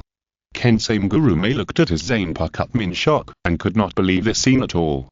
Even if he was only in the Shikai, he could not even break Kinpachi Zaraki's spiritual pressure defensor. This kind of thing is too exaggerated, right? Kinpachi Zaraki looked down at his chest, and an impatient look flashed across his face. He swung the jagged zanpakutō in his hand directly at Kensei Rokugurumei. Puff! A line of blood exploded in Kensei Rokugurumei's chest, and a large amount of blood burst out. Kensei Rokugurumei also stepped back several steps. This scene also completely shocked all the Shinigami present. They had never expected that Kensei Rokugurumei, the captain of the 9th Division, would look so vulnerable in front of Kinpachi Zaraki. Although Kensei Rokugurumei covered the wound on his chest with one hand and had not fallen down, in that extremely impactful scene, it seemed that the victory or defeat of both sides was completely out of suspense. Then, Kinpachi Zaraki, with a look of dissatisfaction on his face, pointed at Kensei Rokugurumei with his zanpakutō and shouted, "Hey, give me Bankai, Shikai is not even a toy." However, compared with Kinpachi Zaraki, Kensei Rokugurumei is obviously not the kind of man who can ignore everything for the sake of fighting. Without permission, Shinigami at the captain level are not allowed to release Bankai without authorization. More importantly, in the collision just now, Kensei Rokugurumei felt that even if he released his Bankai, he might not be a match for Kinpachi Zaraki. Thinking of this, Kensei Rokugurumei gave up the idea of continuing the fight and said helplessly, "Captain Zaraki is really amazing. I lost. This battle, which was originally full of expectations in the eyes of many Shinigami, ended so anticlimactically, which was almost beyond everyone's expectations." Kinpachi Zaraki left with a look of displeasure and unhappiness on his face, while the members of the 11th Division were in high spirits as if it was the new year. "Ah, is it over like this? It's really boring." As for Yaoru Kusaka, who was sitting on Makoto Senju's head, his tone was also full of disappointment, as if he had just found a weird uncle who looked very strong, but it suddenly became useless. "Brother Makoto, I'm leaving first. Come to the 11th Division to play with me when you have a chance." Then, Yaoru Kusaka followed Kinpachi Zaraki and left. Senju Makoto, who had found an important patient, had no intention of trying to keep Kusaka Yaorai. He appeared in front of Ngurume Kensei in a flash and asked with a warm smile, "Captain Ngurume, I am Senju Cheng from the 4th Division. Do you need my help with the treatment?" If you're listening to this novel on a channel other than Fanfic World, it means they downloaded and uploaded it without effort. We cordially invite you to visit our channel, Mundo Fanfic Novel, as there you'll find the original version of this story and you can explore many other novels of various genres. We're waiting for you to immerse yourself in a world of incredible novels. Chapter 99. Senju Cheng's treatment. Seeing this, Kensei Ngurume, who was thinking about whether to go to the 4th Division to register but was afraid of running into Unohana Retsu, said happily, "Then I'll trouble you." "It's okay, this is my duty as a doctor." As Senju Cheng said this, he pulled away Kensei Ngurume's palm that was covering the wound, intending to observe the wound. Easy in an instant, blood almost shot directly onto Senju Cheng's face. This amount of bleeding, Senju Cheng's face changed, his eyes focused, and he slapped it directly without hesitation, plugging Kensei Ngurume's wound again. Noticing the change in Senju Cheng's face, the somewhat panicked vice captain of the 9th Division, Cheng-ge, who was squatting beside him, asked in a panic, "Is Kensei going to die?" "Well, Kensei, you died so tragically, even if I change the captain in the future, I will definitely remember you." As soon as these words came out, a large number of members of the 9th Division who had gathered around burst into tears. "Captain Rokuma, have a safe journey, we will not forget you. Revenge, we must seek revenge from Kinpachi's Araki. How can we repay the kindness of Captain Rokuma if we don't take revenge here? No, even Captain Rokuma is no match for Kinpachi's Araki. We should just cut off our favor with Captain Rokuma, and that will be considered as clearing all grudges. By the way, who will be the next captain?" Seeing that the topics of those death gods who looked like they were crying for a funeral were getting more and more outrageous, let alone Kensei Rokuma, even Makoto Senju's full of questions. "Shut up." Finally, Kensei Rokuma, who could no longer hold back his anger, roared and said, "I'm not dead yet, it's too early to cry." I don't know if it was because of being too excited, a few more bloodlines hissed out from the gaps between Makoto Senju's fingers pressing on the wound, making Kensei Rokuma's face pale again. Then, Kensei Rokuma asked Makoto Senju with some hope, "You're right, Dr. Senju." However, what responded to Kenshin Ngurume and the rest of the 9th Division was Senju Makoto's somewhat solemn and speechless expression. "Wow, Kenshin is really going to die. Are we going to have a feast? I don't want braised fish." At the end, Kenshin Ngurume clearly saw a trace of crystal flowing from the corner of Kuninbai's mouth, and then it was sucked back. However, Kenshin Ngurume was also nervous at this morning atmosphere, and asked Makoto Senju, "Dr. Senju, my injury shouldn't be that serious, right?" Unfortunately, Makoto Senju shook his head and said, "The aorta of the heart was torn." As soon as these words came out, the Shinigami present were almost silent, and the Shinigami of the 9th Division who were making a fuss just now also looked incredulous.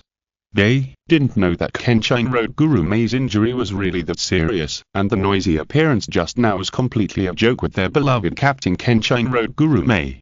The purpose is to relieve Kensei Ngurume's defeat, so he is just fooling around. Quick, send it to the 4th Division's barracks. Vice Captain, use Tenjoku Road to contact Captain Unohana. Captain, you must hold on. And in the midst of a flurry of noise, Senju Makoto's gentle voice rang out, shouting, "It's too late, we must treat him immediately, all of you get out of my way." Then, Senju Makoto quickly released his zanpakutō, and strands of green grass wrapped around Kensei Ngurume's body, trying to maintain Kensei Ngurume's condition as much as possible. However, unlike the spirits of ordinary Shinigami and seat officers, the spirits of captain-level Shinigami are a completely different concept. The reason why the spirits of captain-level Shinigami cannot return to Soul Society in the form of spirit particles after death is because the spirit particles that constitute their spirits have undergone a qualitative change. Therefore, it is also impossible to directly treat the spirits of captain-level Shinigami by simply filling the path with spirit particles. This is like a bowl made of steel filled with water, which cannot be repaired by plugging the gap with sand. Senju Makoto is very clear about this. Because the so-called extreme spirit is also a qualitative leap in one's own spirit, even far surpassing the spirit of the captain-level Shinigami spirit. It's just that unlike the captain-level Shinigami who passively affect their own spirit, Senju Makoto actively sacrifices his spiritual pressure in exchange for the qualitative change of spirit. Although the healing ability of Senbon Bancho has a certain effect on the captain-level Shinigami, it is also necessary to confirm the location of the wound and fill it up little by little. After all, the aorta of the heart is different from other parts. If there is a slight deviation in the filling, it is easy to cause a series of problems. Cerebral thrombosis, myocardial infarction, heart disease and the like are all possible. Don't worry, Captain Rokuma, I am sure, in the gentle and confident voice of Senju Cheng, Rokuma Kensei, who was lying on the cold ground, had more hope in his heart. But I don't have any suitable medical equipment, so the action may be a little rough, please don't worry. As Senju Cheng said this, he manipulated a tentacle-like green grass to slowly probe into the wound of Rokuguru Kensei. Suddenly, Rokuguru Kensei couldn't help but widen his eyes and felt a strange and weird feeling coming from his body. It was as if something slipped into his body through the moistened blood. However, Senju Cheng, who was busy and focused at the moment, didn't pay attention to the changes in Rokuguru Kensei's expression. This was not in the 4th Division, and there was no medical equipment to assist. The blood that kept pouring out of Rokuguru Kensei's wound made it impossible to see the specific location of the wound and the extent of the damage. Senju Cheng could only detect the location of the wound based on his experience and the weak feedback sent back by the green grass. However, this scene was extremely strange in the eyes of the surrounding 9th Division Shinigami, as a burly man, Kensei Mguru lay on the ground without any resistance, while the seemingly gentle and thin boy with glasses used tentacle-like things to surround Kensei Mguru, and even directly stacked into the wound. Members of the 9th Division. Among them, Seireitei, who is the 7th seat of the 9th Division, can't see anything because of his blindness, but he always feels that the atmosphere around him seems to have changed from sadness to something weird. Kuninbai swallowed his saliva, and always felt that his throat seemed to be a little weird and asked, Dr. Senju, can you ask what seat you are in the 4th Division? Chapter 100 I am from the gynecology department. Makoto Senju, who was concentrating on the treatment, frowned. Although he didn't want to distract himself to answer Kananmai's question, he also knew that this was not the territory of the 4th Division, and the 9th Division didn't seem to trust him very much. Therefore, in order to avoid medical disputes and even being dragged away by the members of the 9th Division in the middle of the treatment, Makoto Senju could only answer as briefly as possible. No seed, but don't worry, I have confidence. Kananmai breathed a sigh of relief and asked. So, Dr. Senju is an elite member of the surgical department. He must have performed this kind of treatment to repair the heart's aorta. No, I'm from the gynecology department. The 9th Division Dev God. In an instant, even Kensei Rokuguru, who had gradually turned pale due to excessive blood loss, straightened his body and looked at Makoto Senju with wide eyes in disbelief. A serious injury of a torn heart artery, an ordinary member of the 4th Division's gynecology department helped me treat it. Senju Makoto felt that as Kensei Rokuma's mood changed, the blood that gushed out seemed to have risen a few centimeters, and he quickly comforted him gently.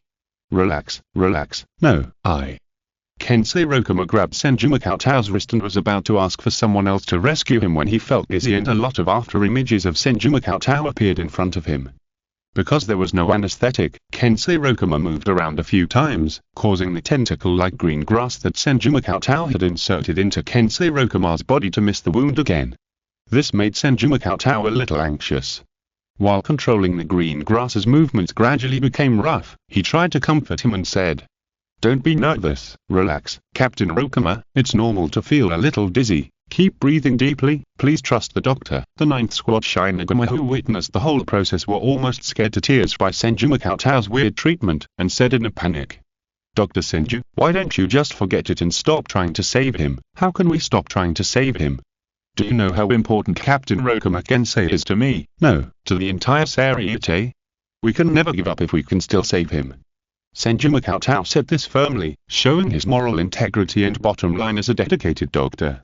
However, at this moment, many members of the 9th Division looked at Rokuma Kensei who had already started to twitch, and they were undoubtedly worried that their captain did not die from excessive blood loss, but was tortured to death. Senju Makoto noticed the worries and doubts of the members of the 9th Division, frowned, and could only reluctantly bring up the name of Unohana Retsu and said, Don't worry, I'm the disciple of Unohana Retsu, the captain of the 4th Division. However, when these words came out, the members of the 9th Division around him relaxed, but Rokuma Kensei seemed to be stimulated by something, and raised his head and stared at Senju Cheng, muttering. No wonder, this terrible treatment method. The next moment, Kenshin Rokuma lay down completely, staring at the blue sky and white clouds with his eyes blank. However, as Kenshin Rokuma moved again and again, the green grass that Senju Cheng was aiming at the wound of the heart's aorta shifted again. This, undoubtedly made Senju Cheng, as a doctor, a little angry. You just like to move, don't you? Senju Cheng said inwardly, controlling the tentacle-like green grass to directly stab into the wounding Kenshin Rokuma's body, and then the green grass slightly thickened to fill all the gaps. Kenshin Rokuma felt something forcefully entering his heart, and his body subconsciously arched. However, as Senju Cheng directly blocked the main bleeding outlet in this rough way, the blood that had been gushing out of Kenshin Rokuma finally stopped. At this time, Unohana, who heard the news, appeared beside Senju Cheng, and frowned slightly when he noticed the blood spilled all over the ground. However, after seeing that the amount of bleeding on Kenshin Gurume's chest had continued to decrease, Unohana completely relaxed and praised him. Cheng, you did a good job. The bleeding stopped so quickly. Facing Unohana praise, Senju Cheng answered shyly and innocently. This is all because of the teacher's good guidance. No, this is also your talent. Who knows, you may surpass the teacher soon. How could it be? The things from the teacher are enough for me to learn for a lifetime. It's not good to be too humble, Cheng. No, it's because the teacher is too humble and gentle. It's my greatest happiness to follow that teacher. Just as Senju Cheng and Unohana were talking back and forth, Kenshin Gurume, whose chest was still barely rising and falling, slowly raised one arm and interrupted. Captain Unohana, Dr. Senju, can you help me treat it first? Oh, sorry, Senju Cheng, who definitely did not deliberately stop the treatment because Kenshin Gurume just moved around, once again focused on treating Kenshin Gurume. After temporarily blocking the aorta in this unique way, Senju was not in a hurry to treat the aorta first. He let the tentacle-like green grass remain in Kenshin Gurume's body, and then began to treat other injuries in Kenshin Gurume's body. Although Senju had also repaired King Pachizara's spirit body at the Mao Spiritual Academy, it was only a small wound, which was completely incomparable to Kenshin Gurume's injury. Therefore, in order to allow the captains of the Seireitei to invite him as medical assistants in the future competition, Senju now completely treated Kenshin Gurume as an important work to make his name known.